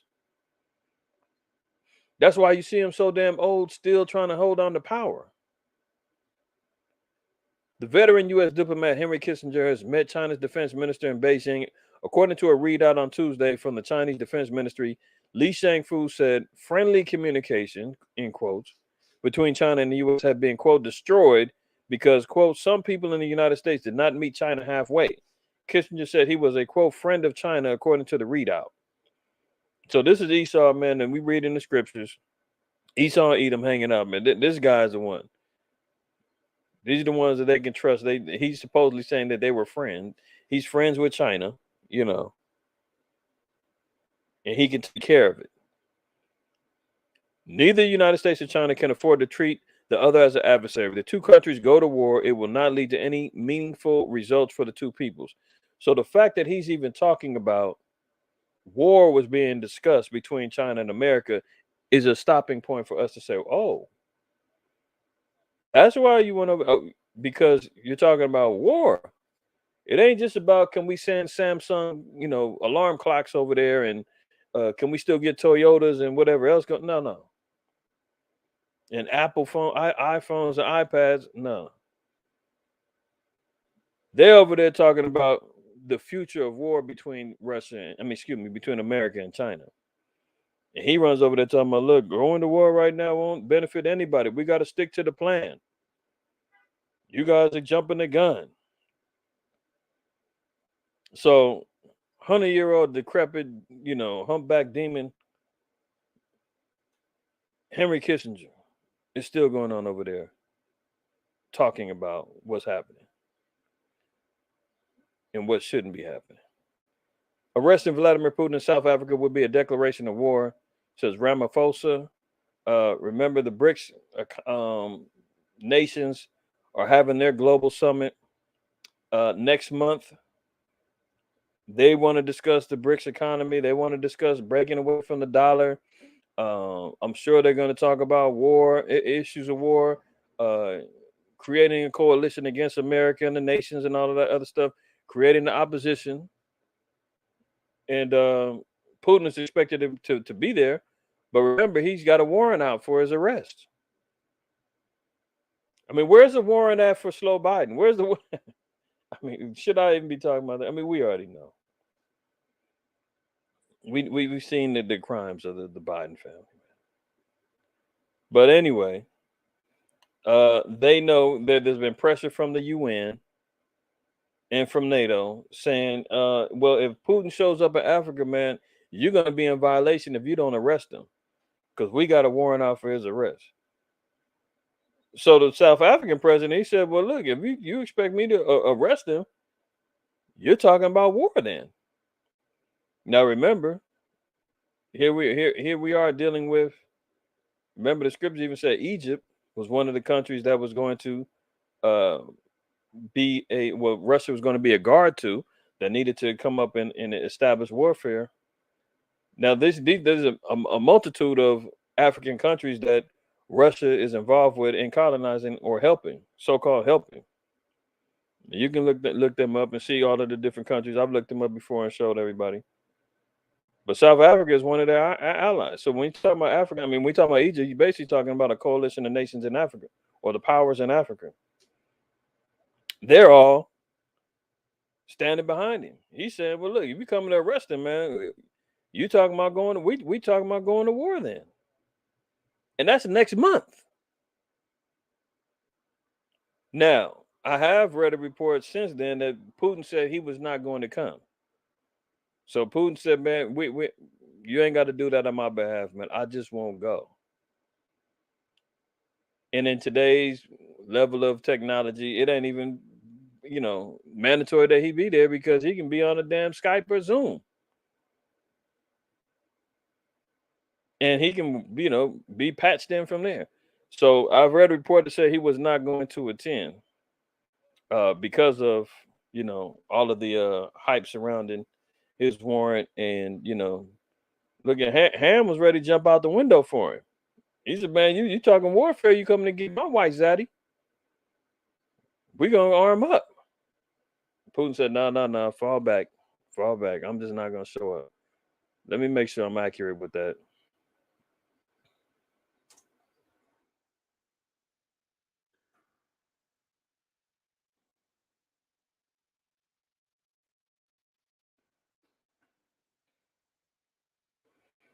Yeah, see, Vladimir Putin will not physically attend the BRICS summit.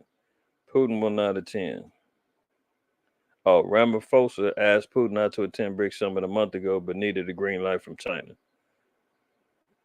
Those are all smaller publications. CNN says it as well, that he's not going to be there. All right. So he ain't going to have his little African partner jump out the window for him. He said, man, fall back. I'm not going to show up. Patch me in through Zoom. So he's still involved, but they're not going to go to war over him. Not yet. A CEO of company that wants to scan your irises, quote, World ID, is coming whether you like it or not. I know the past few weeks, a couple of classes, man, that Elder Alada has been doing regarding AI. And we did the class last weekend dealing with being watchmen, and even part of that dealt with uh, AI and this beast system that's coming around. Just want everybody to kind of be aware of everything we've been talking about. I'm sure y'all have been chronicling or at least trying to pay attention to is coming to pass fast. World out there, if you notice, man, they're already doing iris scans or face, not even iris scan. I think they're doing face recognition right now, airports and other places right now to verify your identity. They allow a lot of these rogue groups run around hacking into the systems and stealing this, that, and the third, and the black market and dark web, and they allow all this stuff to go on so that, remember, it's problem, reaction, solution, Hegelian dialectic. It's a psychological warfare tactic, man. They allow chaos to happen so that people look for an answer or to promote a reaction. And then here comes the white man with the solution. It's the same way, man, like the elites, man, they was funding both sides of the war in World War I, all to create, big bank opportunities and all kind of madness that was going on. White man is slick. Remember that old little gotcha when you stand on the side of somebody and you reach around and tap them on the shoulder and they looking like, who tapped me? And you laughing saying, he doesn't even know that was me. You do it again. That's what he does. Creates an issue for a reaction and then says, it wasn't me, man. It was him. And next thing you know, a fight break out because you think somebody keep messing with your head. So this is what he's doing right now. He's created this whole scenario to where people are going to look for a solution for security. Oh, I don't want my identity stolen. I want my transactions to be safe. I want to make sure that when my baby's born, nobody can kidnap her. Just they were already doing RFID tags and dogs and stuff like that. But remember, this technology that he's coming up with, man, it's not going to be intrusive to where everybody knows, man. The damn Christian evangelists have been running around since the 80s talking about potato chip going in you. So that there's no surprises with that. The surprise is easing everybody into a technological advancement that makes it seem like it's good for you. And then when they say, well, this is how the world is going, if you don't like it, then you can stand on the sidelines and we're going to isolate you. We're going to target you and your people and everything that you stand for destruction. You can't buy or sell. You can't be a part of this system if you don't submit. You can only be aware by saying, oh, that looks kind of scary. That sounds more like, you understand what I'm saying? I'm trying to, speak in code, but I know y'all follow me. Look at this from Revelation. And he calls us all, both small and great, rich and poor, free and bond, to receive a mark in the right hand or in their foreheads. So, we ain't talking about Neuralink that what's the name coming up with? What's the guy from Tesla? I can't think of his name on the top. Elon Musk. Oh, to help, paralyzed people walk again and all that. No. This is different, man. That's why I said this particular thing he's coming up with, it's both spiritual and physical, man. You gotta have it's gonna come in that form. You say, how is that possible, YQ? It's gotta be only physical. Not really. Not really. Walk with me. So Revelation, no, Slakia, not Revelation. Romans. Romans 7:14 says, "For we know that the law is spiritual, but I am carnal, sold under sin." So we know that the law is spiritual, right? The scriptures acknowledge that. However, as the law manifests within our spirit, builds us up, helps solidify us in our salvation, there's carnal acts that have to be taking place in order for us to fulfill the spiritual, enlightenment that comes along with following after the laws of the Most High. So they go hand in hand. You keep the law in the spirit, your body is going to also, represent that through the outward, actions that it takes, from the dietary, the moral, the civil, and the ceremonial aspects that we deal with, right? So even with this system, it's going to come with a wicked spirit that comes along with you committing yourself to sin, unrighteousness, wickedness, following after the ways of the beast system, turning your back on the law, statutes, and commandments of the Most High. Your spirit is already going to be engaged in and buying into, this is the right way to salvation. This is how I'm going to extend my life. This is how I'm going to find safety and comfort when all hell is breaking loose around me. Oh, they want me to do this. They want me to do that. Oh, I have to stop doing this, that I can't meet. I can't read this anymore. See, all of those things come along with. Those are all things that attack the spirit. And then what carnally you move forward with dealing with the system aspects of it. That's why Paul was saying, we know that the law is spiritual, but I'm carnal, sold under sin, meaning he's always going to be a bond or bond, a captive of sin. The flesh can always be subjected to sin. That's why, the scriptures let us know, man, he that's in the spirit got to walk in the spirit. See, jumping up, it says, wherefore the law is holy and the commandment holy and just and good. So this is how we move in the spirit of holiness, moving in the spirit of the commandments, doing what's just and what's good, abstaining from all appearances of evil, right? So, even with, this is why I'm of the, the opinion that it's a combination of both. There's going to be physical aspects, just like we're reading about. Iris scans, buying into the system to where the CBDC, digital, cashless, forms of payment that is only government approved, and you can only buy these particular items with your. Remember, in Iowa, they tried that, and they had to shut it down because too many people was rejecting it. They tried it in Iowa with people on EBT. They reduced the EBT benefits, and then they told them, well, what you do have, you can only buy specific canned goods, limitations on vegetables and stuff like that. Now imagine when this whole, universal income comes into play, this digital system that you can buy and sell, and they say you can only buy spam, GMO canned catfish, and you dig what I'm saying? Like, this is what your limitations are for.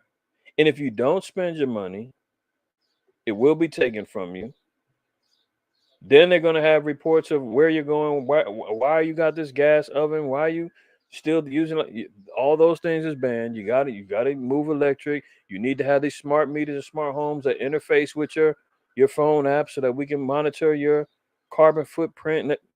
See, everything is going to be controlled. Everything is going to be systematic that you have to abide by.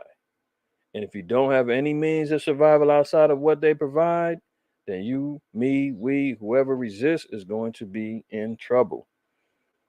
Not necessarily. We're going to be moving in the spirit of the Lord. Job 11, verse 6 says, and that he would show thee the secrets of wisdom, that they are double to that which is. Know therefore that the Most High exacted of thee less than thine iniquity deserveth. So the key thing is that the secrets of wisdom, they are double, meaning they can be twofold, right? So this system, man, is a lot deeper than, and it's not just cut and dry of everybody lining up waiting to get something shoved in their hand or implanted in their brain. The implementation of what's going on in the brain is all through psychological manipulation, programming, training, lies, deception, misinformation, so forth and so on, man. Doubt. That's what's already taking place and getting people to buy in. They're already moving in the spirit like that. Then what physically comes behind it is you've got to now sin by how you participate in the system. Because they're going to make it to where you sin. He already does it. Tampering with the food, with the water, with the ingredients, with violations of, trying to tell brothers and sisters you got to work on the Sabbath. And remember, he knows the game plan. In Judah, the 5th chapter, they knew the history. They said, man, if this people serve their God, there's no overthrowing them. But if there's any iniquity found in them, man, you can easily overthrow them because their God has deserted them. So any man of iniquity, man, if they can keep us in sin, man, they know that they will have the ability to continue conquering. So know that he understands and knows what's going on. All right, so let me get back over here. So they're talking about iris scans, which is part of the World ID, not the US ID. Not remember all of these particular systems that he tried to implement early off. Some of y'all may not be aware of, but he's been trying to do this for a long time. He had a system called the Amero. He was trying to make the Euro. He was trying to make. He was trying to create these particular global systems that everybody would be morphed into. But they couldn't get it to work right. Plus, the information was coming out exposing them, so they had to go back underground. Now they're getting into a place where they say, okay, use a health crisis. This is going to start changing everything. You got to have your passports to prove that you've been, following the medical protocols, or you can't go here, you can't go there, you can't travel here. Everybody remember, all those things went down. They needed a global crisis so that they can implement in systematic ways of control where people would accept, quote unquote, rule changes if it meant I can come outside again. If it meant that I can go back to the movies or I can go back to the club. If it meant that I could, go to the stores without covering up. If it meant that I could keep my job. Yeah, I'll accept. Just change it. Not knowing what they were what people are ready to give up. And now once they say, oh, you need help, you want to change. Okay. Once we change it, we're not going back. You okay with that? Just change it. Yes. We don't care. Just stop this. I want to be able to go out. I want fun again. And boom. You get it? And now everything will change. Businesses are closing, banks are closing. Entrepreneurship is a thing of the past, damn near. We see how the free money systems work out. People pump it right back into the system, and all of them are broke now. They see how the crime goes up. They see how they did all the social experimentation that they needed. So now when something bigger comes down the line, remember, famine and plague were two of the things we read early in 2 Ezra 16 that was going to hit. So it's the food and the plague is going to get people looking for answers. So, and that's one of the seals. Alex Blania, CEO of WorldCoin, company that wants billions of people to scan their irises to create a global system of authentication, says that a global form of ID is coming, quote, whether you like it or not. See, when we was talking about this in the 90s, 2000s, Jace was getting laughed off the streets. People was refusing to come to class because, oh, you guys are a cult. You guys are talking crazy. White man knew that, man. He said, hey, all them people 20 years later, man, if they alive, they ain't going to remember anything. We remember. We see it now. See, he said the global ID. Look, hold on. And this sounds wicked the damn white man is. You want to talk about desire to be like the Most High, man. He wants to be able to scan your iris so he can digitally ID everybody and recognize everybody, right? Look at Matthew 10 and let's read we'll read 27. I want to make a point too here. It says, what I tell you in darkness, that speak ye in light, and what ye hear in the ear, that preach ye upon the housetops. So Yahushua gave the disciples specific protocols about the receipt of knowledge and information that awakened them up to the truth, that got them to repent, that got them to go out and speak the gospel of salvation to the children of Israel. He said, go out and speak ye in the light. Remember, Isaiah even said, thine eyes shall see thy teachers. And then it says what? What ye hear in the ear, that preach ye upon the housetops. So it said, go out there and make it be known. Scream from the housetops.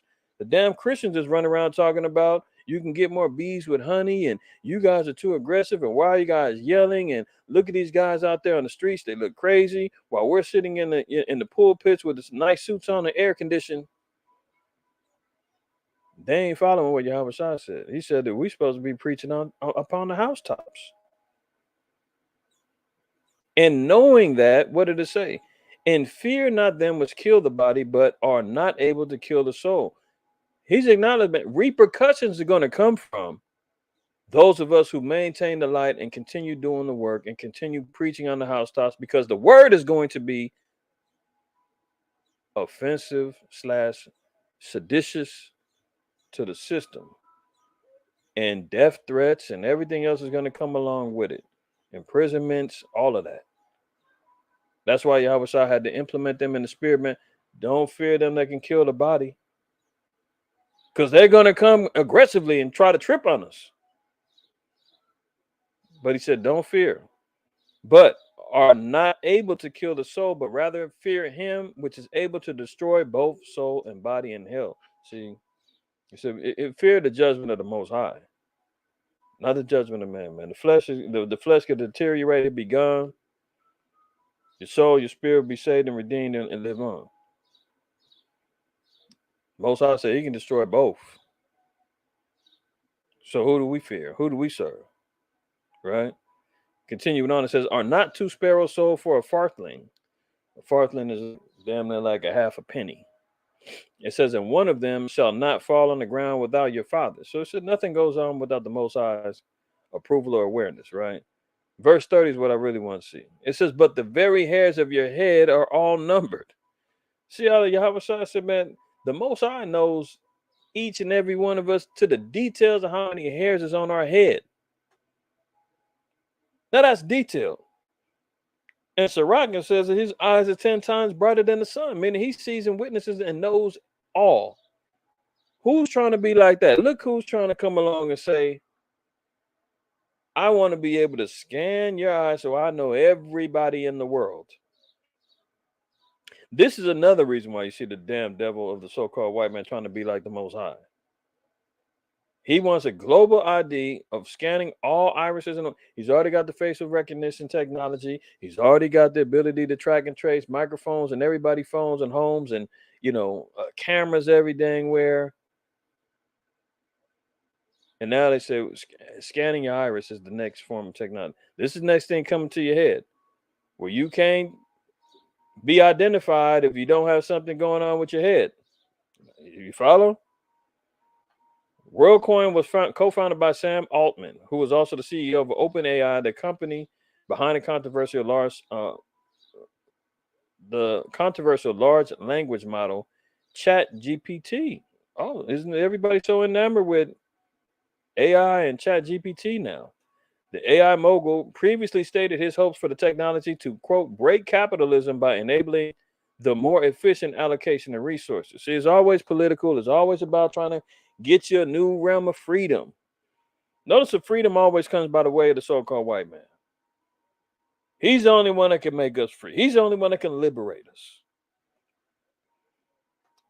So let's continue. Previous investors in WorldCoin included disgraced crypto kingpin Sam Bankman-Fried, founder of the collapsed cryptocurrency exchange FTX. The company uses technology that scans the irises of people around the world, data which is then used to grant access to the WorldCoin ecosystem, as well as a means of distinguishing between real people and bots.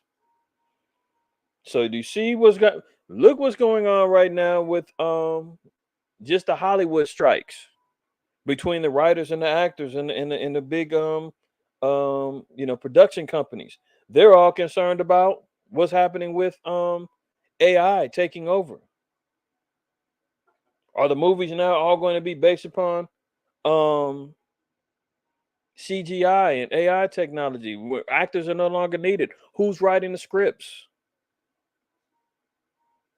See, and that when they're gonna say, well, how do we determine real people and bots? How do we know that these are the real writers? These are the real actors? Here, scan your iris. Okay, registered. Everything adds up. Go ahead. Boom. How do we know that these are real people utilizing social media and all this other stuff? That's all going to be incorporated. Remember, the World ID. I showed y'all before the whole grid, everything that's going to be involved in it, and it's going to be encompassing all through the World Economic Forum. It also said your social media is going to be part of the ID system. So how else are we going to be able to determine real people and bots? Oh, use your app on your phone, scan your iris before you start tweeting and before you start snapping your Instagram photos, or before you can comment on a video. Scan in order to log in. See, this is what they want. Now you see why there's going to be a famine of the word, because the prophets are going to say, man, I ain't doing that. Shut down my YouTube, shut down Instagram, shut it all down. I don't give it. I'm not doing that. Catch me out on the street, on the roof, on the house, on the rooftops. See, but you're going to get some who's, man, I got the 100,000 followers. Man, I ain't giving up this. I'm making money off of this too. My online presence and my being and likeness online, I'm making money off of this, and I'm popular online. So that's when the vanity kicks in, man. And Jay gonna say, I'm reaching so many people and convince themselves that they're doing the work of the Lord. I'm reaching so many Israel. I'm gonna just go ahead on and acclimate with the system. And then you're telling everybody else, do it too. All because, you're monetized, you got 100,000 followers, your videos is cracking, everything is great, everybody loves you. But if you want to maintain that, Esau says, well, we need to come down and have an agreement if you want to continue on. If you want those payments to slide through your monthly YouTube checks and all the other stuff, we're using this new system now. Still like that money? Okay. Here's what you do. So it's coming whether you like it or not. This is what the tech heads are saying. This is what they're getting ready to implement in. Okay. Here's another thing. New instant payment system may be coming to a bank near you. We've been talking about Fed now. The instant payment system coming through the Federal Reserve. It just went live a few days ago. They've got, I believe, 100 plus banks on board right now, including credit unions, trying to create and remember, this is just phase one. So they're padding the stats a little bit, acting like, oh, it's just another method of payment. We're not trying to take over anything else, But if you want your money right away, if you want to be able to get a refund right, try this. This is the better place. You don't have to go through the rigmarole of waiting for bank approvals and all this other stuff. They always try to make it seem like they're making something great new. It's going to help you out a little bit better. Meanwhile, the back door is wide open, man. Here come the damn bots and demons to incorporate you into this new system. So the FedNow system is here. We've been talking about it, and people are questioning whether this is going to enter into the Fed coin, where the digital coins or the digital dollar is going to start putting the paper dollar out of existence. So all these little rappers and everybody holding on their little money phones and all that, they're going to be looking like that's, monopoly money. It's not even going to be real no more. So the FedNow payment system is here.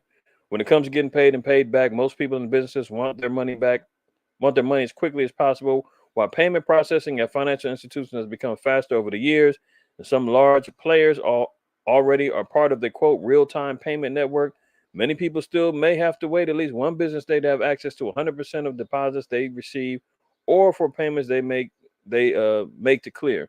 So they're trying to make it seem as though there's like a real big change. And this is a competitive system towards Zelle or, Cash App and Venmo and all of that. It's all the same thing, man. They just introducing their own way. And whatever little tweaks that they're doing to make it sound like, oh, well, you can get your money faster, or we got better customer service where you can get your refund. One thing it did say is that the system is very much like Zelle. Like, Once your payment goes through, it is what it is. Like there's no turning back. So in other words, it's susceptible to fraud, and they don't deal with refunding and helping you out with if it's fraud go down. Sorry, you should have double checked before you sent it, which raised my eyebrows because I'm saying, well, what's to stop them from stealing and taking your money or cutting off your access to receive payment or whatever the case may be?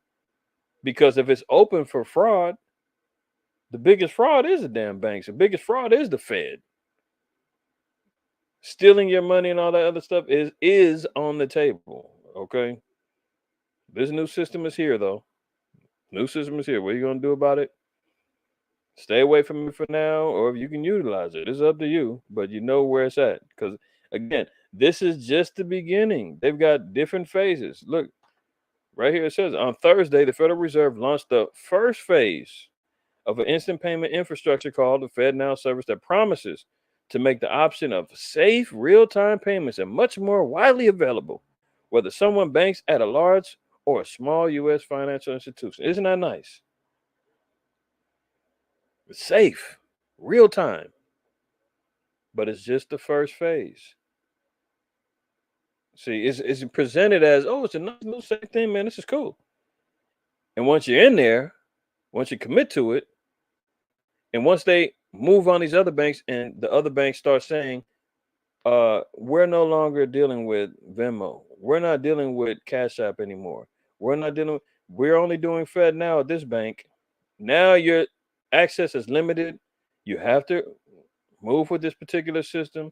Then they're going to move in and say, okay, well, you know what? We've got this particular coin now. We're operating digitally. No more cash. The banks is all going to buy into it. Mortgages, loans, credit cards, everything is all going to go into this particular system. You see where it's going. So phase one is just a little kiss on the cheek. You know, as they continue on, it's going to be full blown, no Vaseline. And I'm going to leave it at that. Startup aims to make lab grown human eggs, transforming options for creating families. Did you hear that? Creating families. Remember, the white man always wants to be a quote unquote creator. Test tube babies and all that. We've been talking about this for years on end, and here it goes.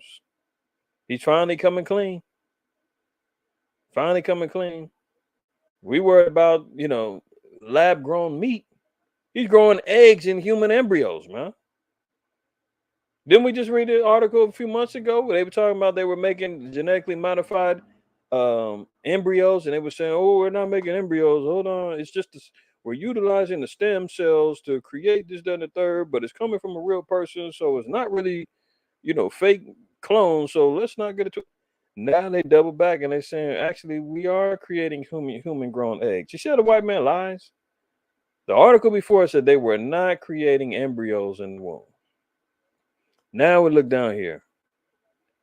I'm going to just read this last paragraph. Conception is trying to accelerate and eventually commercialize a field of biomedical research known as in vitro gain-to-genesis.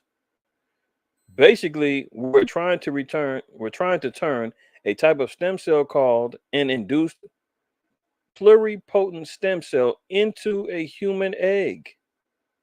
Kristoloff says this really opens the door if you can create eggs to be able to help people have children that otherwise don't have options right now. So they can create an egg for a mother that is barren. They can put it in her so she can start, being able to conceive. Remember, they got the CRISPR technology where they can do the gene editing and make it desire babies. I showed y'all all of that stuff. And here they go.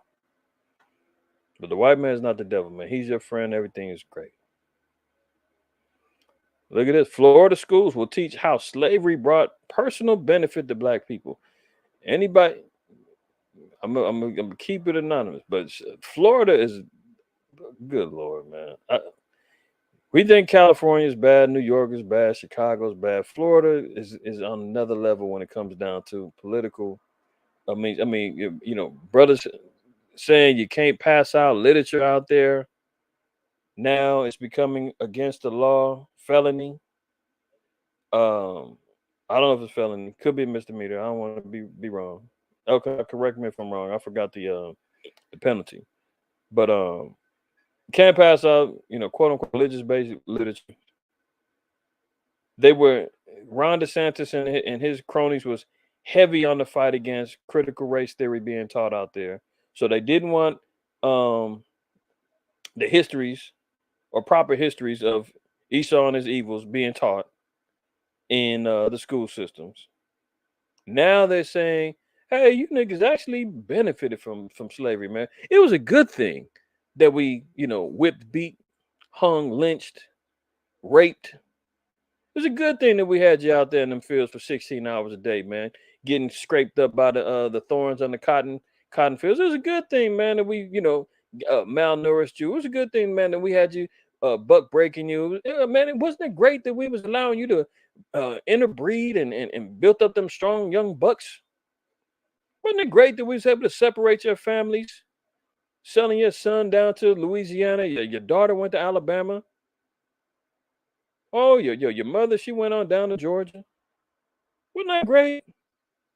You benefited from that. Wasn't it great you was out here cleaning up our homes? Man, you benefited that. We taught you skills. And you benefited from that. Look at this, man.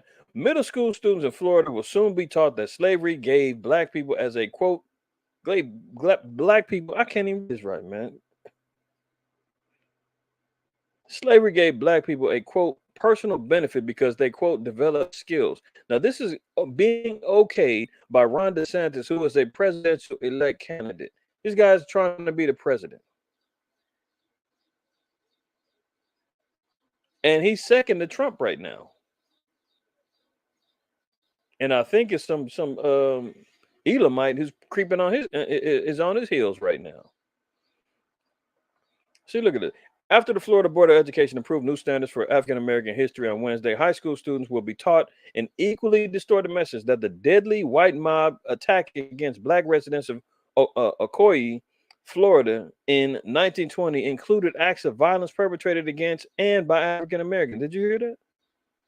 They're going to flip the script and talk about a deadly white mob attack against black residents. Look at this.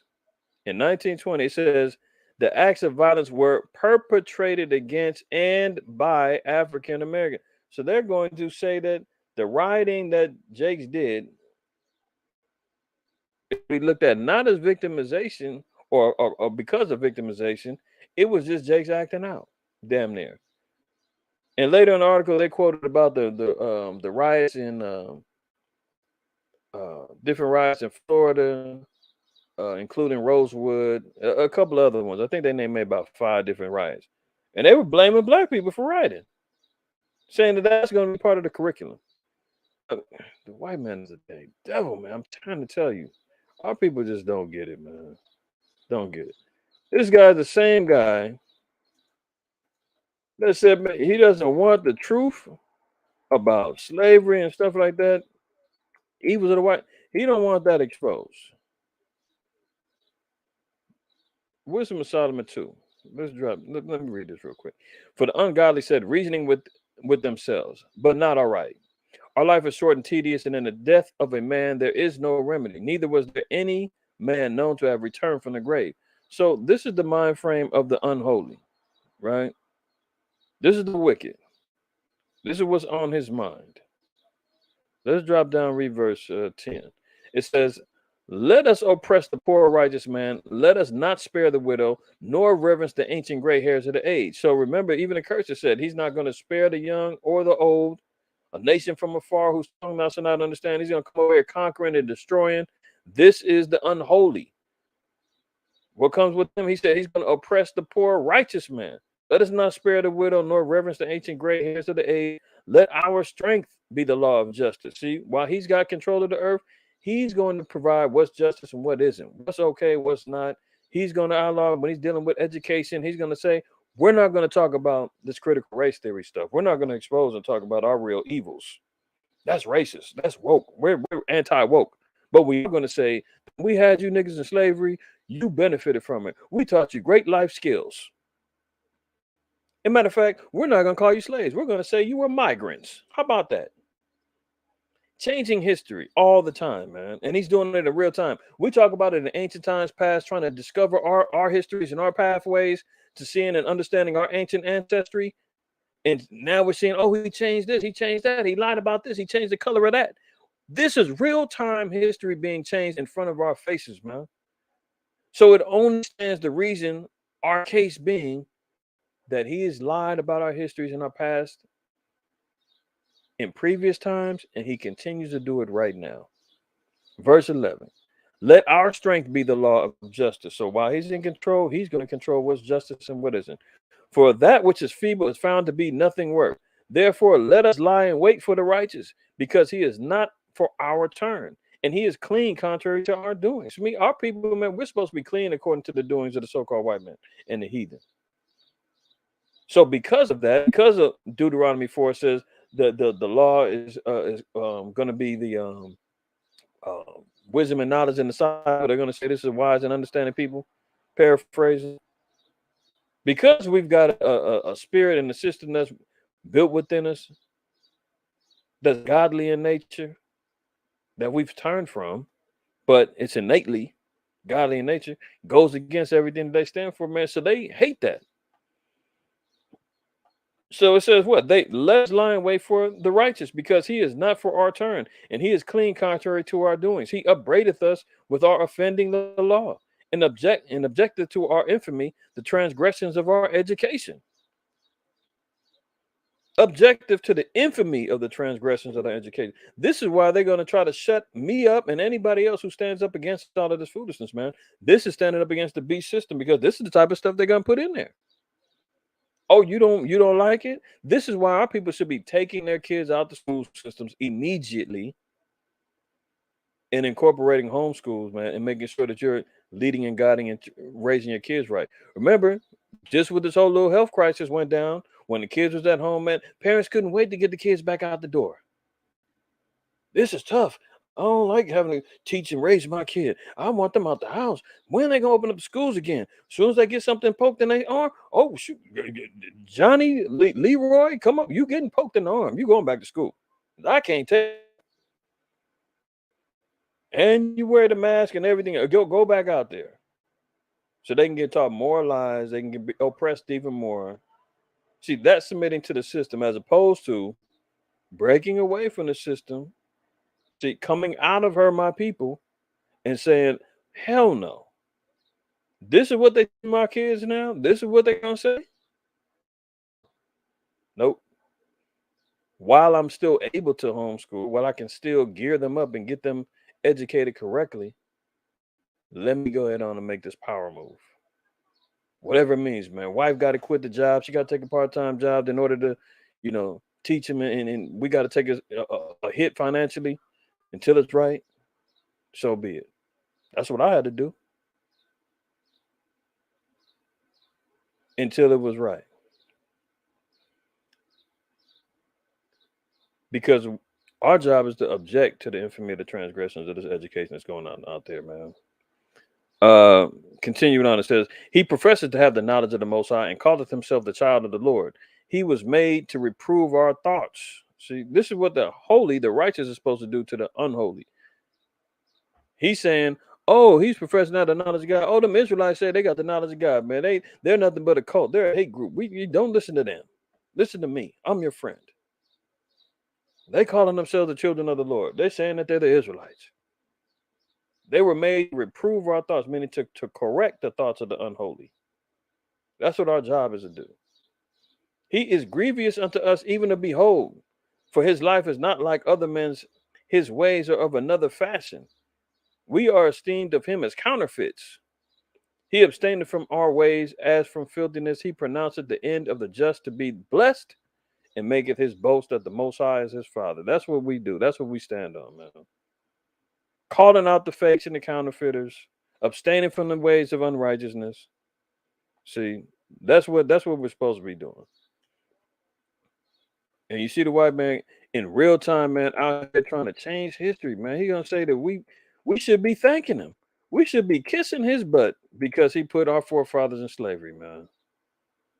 Changing history. First Maccabees 3, verse 48, and laid open the book of the law, wherein the heathen had sought to paint the likeness of their images.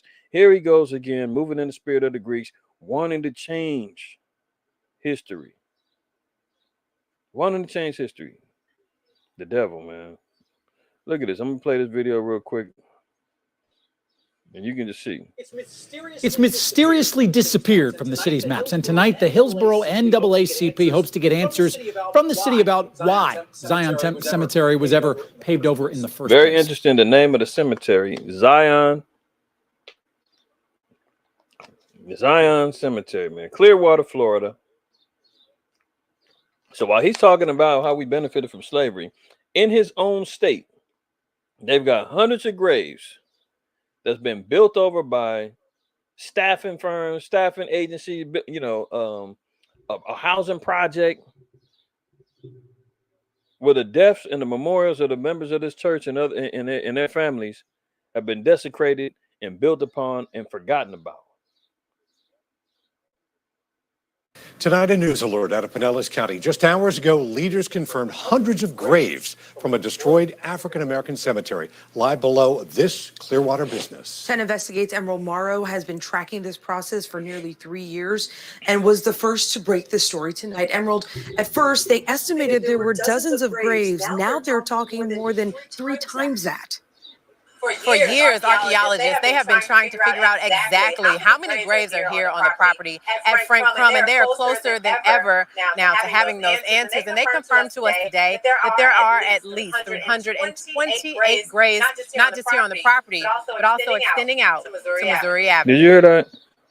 Over 320 graves, man, is underneath of not only this street, Missouri Avenue, but also at this company. This company, Frank Crum, this whole established business is built upon the cemeteries of slaves. Is it bad echo? Let me mute it. Hold on. County. Just hours ago, leaders. Hold on. Tonight, a news alert out of Pinellas County. Just hours ago, leaders confirmed hundreds of graves from a destroyed African-American cemetery lie below this Clearwater business. 10 Investigates Emerald Morrow has been tracking this process for nearly 3 years and was the first to break the story tonight. Emerald, at first, they estimated there were dozens of graves. Now they're talking more than 3 times that. For years, archaeologists, they have been trying to figure out exactly how many graves are here on the property at Frank Crum, and they are closer than ever now to having those answers. And they confirmed to us today that there are at least 328 graves, not just here on the property, but also extending out to Missouri Avenue. The community knew this was coming, but had no idea what to expect. They were buried wherever their loved ones could find a place to bury them. Just 4 hours ago, archaeologists with Cardinal presented this report to the Clearwater community, showing just how many graves they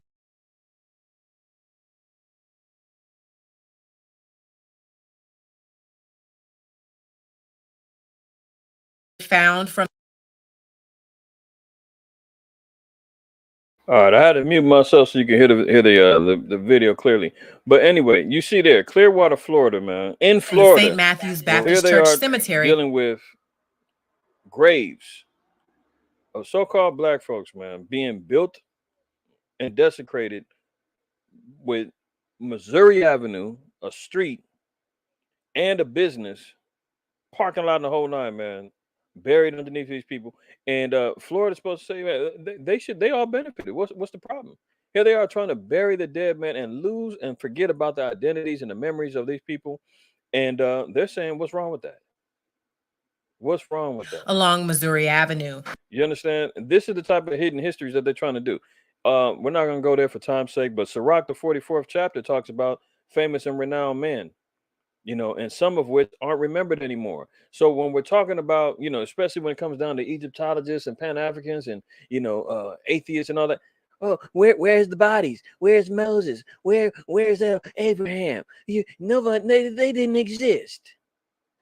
I mean, if you don't realize, man, that our people have been getting buried and forgotten and washed over for years on end. Jeremiah, the 8th chapter, also tells you that our bones getting hidden and all of that other stuff, man. This is a prime example of what happens. These over 300 plus people, man, they said they've been trying to find what happened to them for years.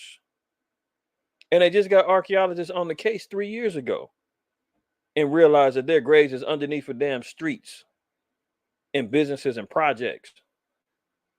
Their whole memories is erased, man. They forgot all about these people. That's how it works historically and biblically too. You understand? So that was Tonight, a there's news alert another out one of too. I didn't put it on there, but there's another one. They built in Tampa, Florida. See, notice in Florida again, Tampa, Florida. They built a housing project on top of the graves of people, man. They said it's like 100 some odd graves under there. You got people living on top of the dead. I mean, it's unbelievable. Unbelievable. All right. So for time's sake, I'm gonna start breezing through some of these. I mean, Florida's out of damn control. But it just shows you, man, the beast system, man, the lies and the deception is long standing with the so-called white man. You don't talk about the devil, man. He's going to reverse history and say that we benefited from it because it taught us skills. I mean, what? Meanwhile, you're covering up your dirt with dead bodies being built upon, covering up every damn thing. Don't want critical race theory being. Don't want any particular aspects of education that exposes his evils. Unreal. And this guy's running for president, y'all. Don't be surprised if he got some mysterious backers that come out of nowhere and he gets, boosted up, because right now he's taking some L's, but he is second to Trump. They trying to get rid of Trump so they can boost him up, boost him into play. Ain't nobody trying to get slow Biden in here for another 4 years, man. The dude ain't gonna make it. So who knows? But here we go. He's worried about trying to teach, and one thing I give to him, because I'm fair and I'm truthful. That's part of my name is Ahmath. Ahmath means the truth. He is against the pedophilia and all that other stuff that was going on. He's against the LGBTQ plus movement and the agendas that's happening. I give him that. But the rest, F him. And really, I don't even want to give him credit for the other stuff. But hey, it is what it is. Here's a new thing. Pronoun lockdown. Almost half of millennials want jail time for misgendering. See how the mentality's already been changed? They already start focusing in on the youth. The millennials now, ages 25 to 34, they're raised in the culture now where things have been shifted. And they say, we want jail time if you're misgendering. See how the mark is already affecting the mentality? The spirit behind them is already moving with this beast system that says this new thing, well, not necessarily new thing, this thing that's going on right now. Yeah, we agree. If you're not with the system, you need to be jailed. That's why we see Michigan moving forward with laws about this, California moving with laws about this, and nobody's going to stand up. The millennials is like, cool. Because that's the dumbed down sheeple mentality that they want people to have. So they're pushing. These are the ones who's going to be running to go vote. See, a recent survey, Redfield Wilton Strategies for Newsweek, found that 44% of millennials ages 25 to 34 favor criminal charges for people who use the wrong pronouns for others or so-called, quote, misgendering. That's where we're at. A social worker was told to promote homosexuality for a job says Christians must stand up or face consequences. Well, good luck with that, man. The Christians say come as you are, don't they?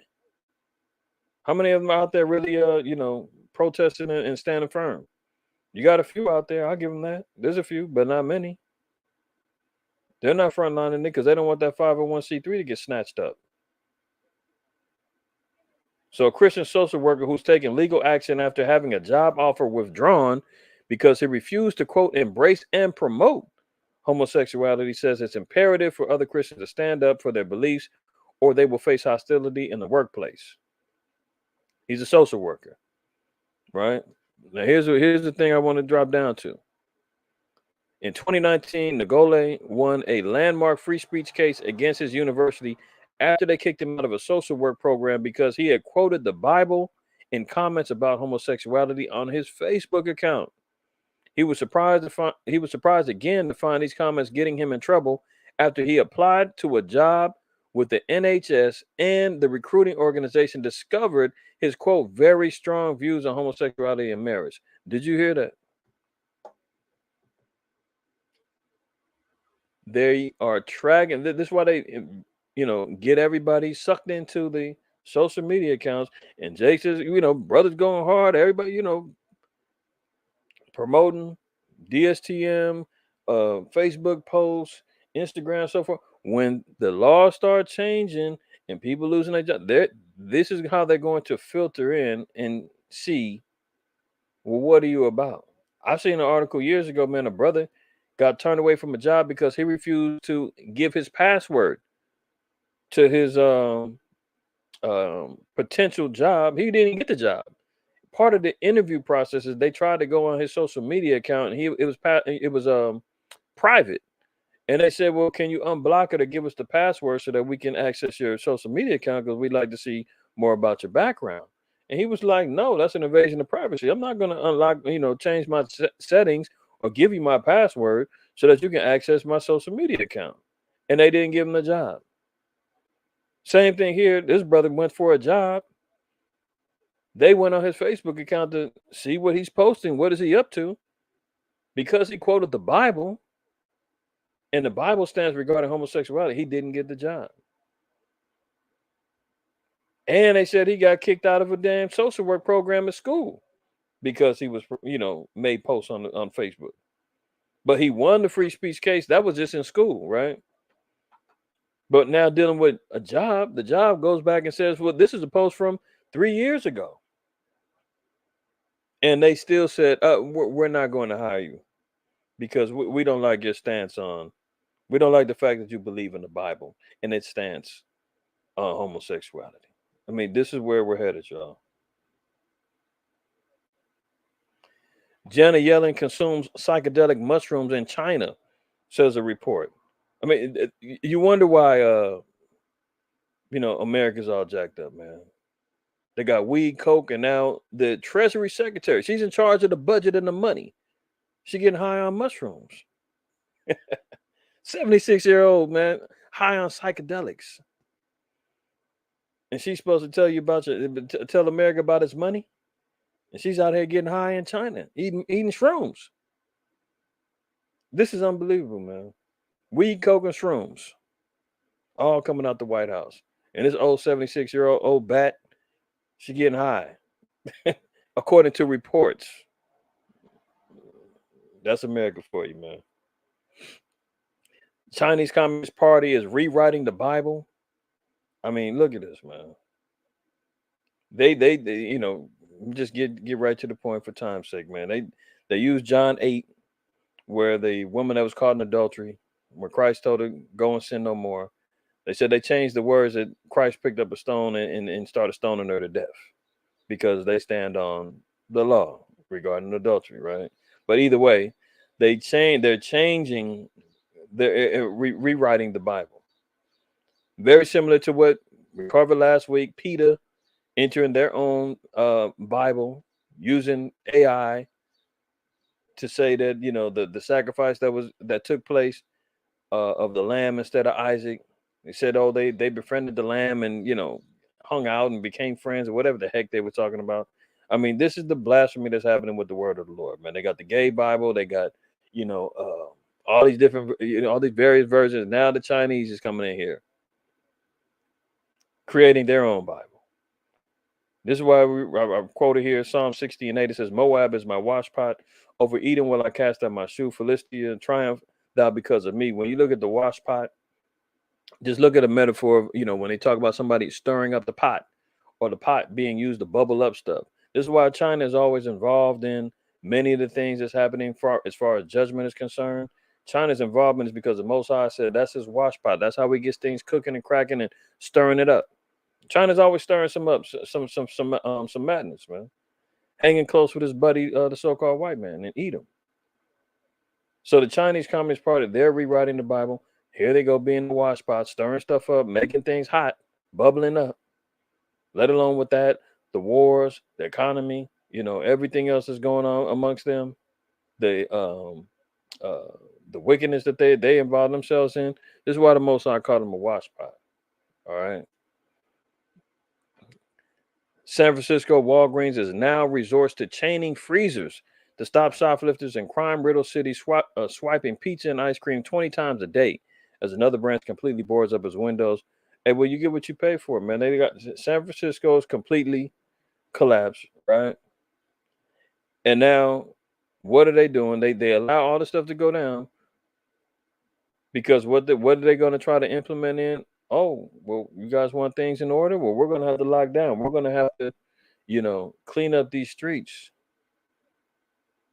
So you start chaining the freezers. Imagine when this happens to multiple cities and states when everything starts collapsing, because remember, California has the no bail law they just reenacted. So theft, vandalism, minor drug offenses, all that, there's no bail for those. You get detained, get a ticket, or notice to appear in court, you back out on the streets again. So everybody's running in here, stacking up, eating, doing whatever, because they know there's no consequences. So as these laws continue spanning out throughout the country and crime is wilding out and everybody's tripping, now they're going to start chaining up freezers and store restrictions, because guess what? The only way you're going to be able to access it if you've got your digital ID system. The only way you can come on in here and get your food is, do you have your World ID? Hey, let us scan your iris so you can have access into the stores, man. The rest of the people, you can't come in unless you're part of the system. See how that works? So they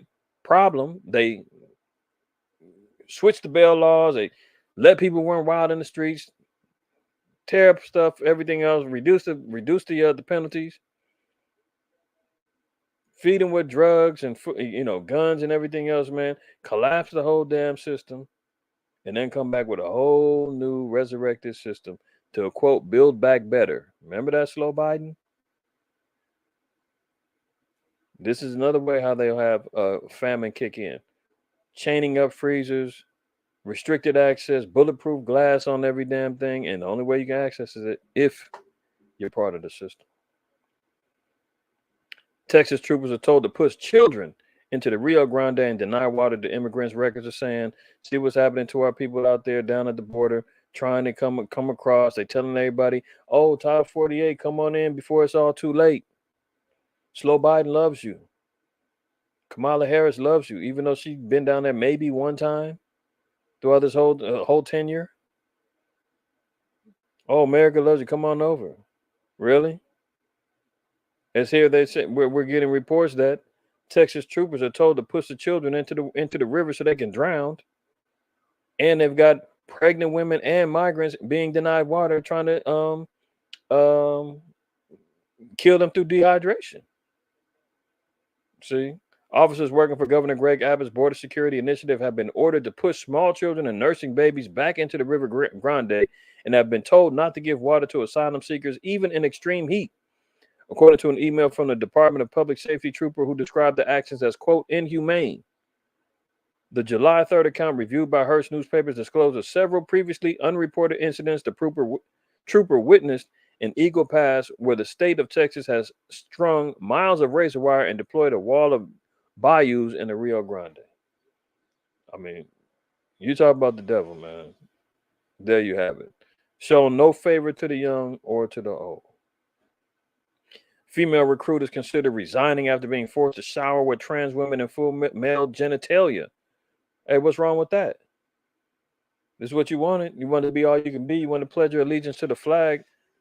You want to be part of spiritual Sodom's army. Well, now you're going to go into you're going into and showering with trans, quote unquote, women with full male genitalia.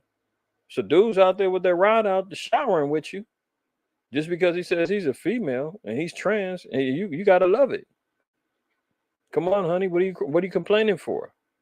Isn't that what you're going to go out there and fight for? See, this is America for you. UPS strike could trigger a pandemic-era supply chain issues, experts say.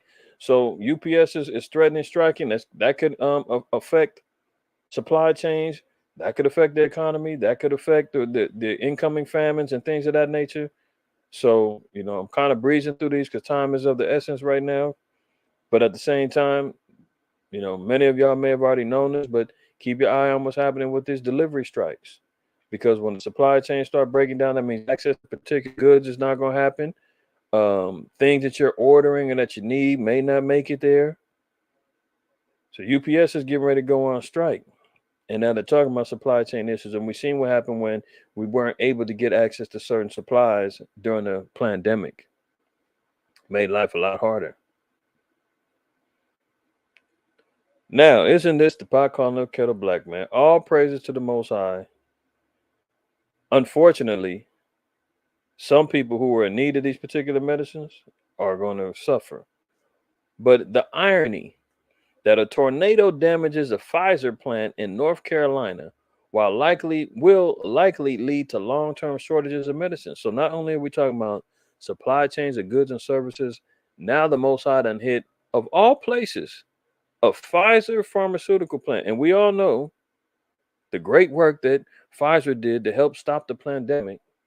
We know what they did. Let me be careful here. But the Most High done moved on this, and I don't even want to say it, but North Carolina is an interesting place. With the NIH. Look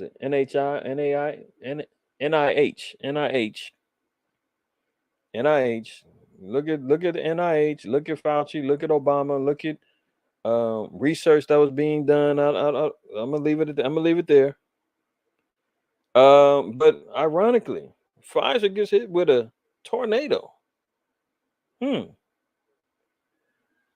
Got hit with a powerful tornado Wednesday, threatening production lines that normally provide huge amounts of medicine to the U.S. hospitals. Meanwhile, torrential rain flooded parts of Kentucky and communities from California to South Florida endured scorching heat at the times reached record high temperatures. So, justice of the Most High is real. Unfortunately, people that are relying upon some of these medicines are going to be getting hit because they ain't going to be able to produce them. They ain't going to be happening. It's going to be shortage of medicines. But that place deservedly got hit. Man, I got a lot going on. Black man was elected to mayor in rural Alabama, but the white town leaders won't let him serve. So this is just a point to make, man. This town is 85% black, but it lets you know the small minority of the white folks that are there still run the show. This guy's a black mayor, and they will not give him no damn power. You go later on reading the article, man. He was going out trying to help firefight. They was locking him out of being able to get the defibrillator machines to help a woman who was suffering a heart attack. He had to go home to get his own. By the time he got to her, she died. They was restricting him from helping putting out fires at black homes. I mean, this place is getting hit upside the head with white power in a majority black city. And here's a so-called black man trying to serve, be mayor, and the small white minority said, no, you're not doing it, man. We run this. Nigga, you can have you think you're entitled? No, it's not going down. They've been generationally passing on the mayorhood to white folks. They finally get it's not even about voting. It was like, man, the granddaddy's the mayor, pass it on to this grandson, to the they was moving like that. Now they made the votes, and they finally voted in the Jake, and the white supremacist minority saying no. See, look at it. There's a power struggle in New Bern, Alabama, and the rural town's first black mayor is at war with the previous administration, who says locked him out of town hall. After years of racist harassment and intimidation. Patrick Braxton is fed up, and in federal civil rights lawsuit, he's accusing town officials of conspiring to deny his civil rights in his position because of his race. When I first became mayor, a white woman told me the town was not ready for a black mayor, Braxton calls. The town is 85% black, and 29% of the black people here live below the poverty line. The white woman speaking for the 85% majority, saying that they're not ready for one of their own. Do you see this foolishness? White folks have been running this town, man, full of Jakes. Jake finally get one of their own up there, and the white woman says they're not ready for you because the town belongs to the white man. That's what she's telling him in code. How do you gonna say 85% of people don't want a black mayor, and they're all experiencing harassment, intimidation, and everything else? Hey, but the white man's not the devil, man. Everything's great. Look at it. He was making a documentary about police brutality. Then the LAPD tased him in his own home. That's reality TV for you. His brother was making a documentary about police brutality. A burglar broke into his Hollywood apartment. He calls the cops. Cops show up and they tase him.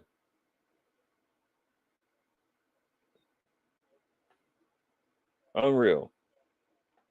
America's bracing for a summer of strikes not seen in decades, with 650,000 actors, screenwriters, postal workers, and automakers threatening action.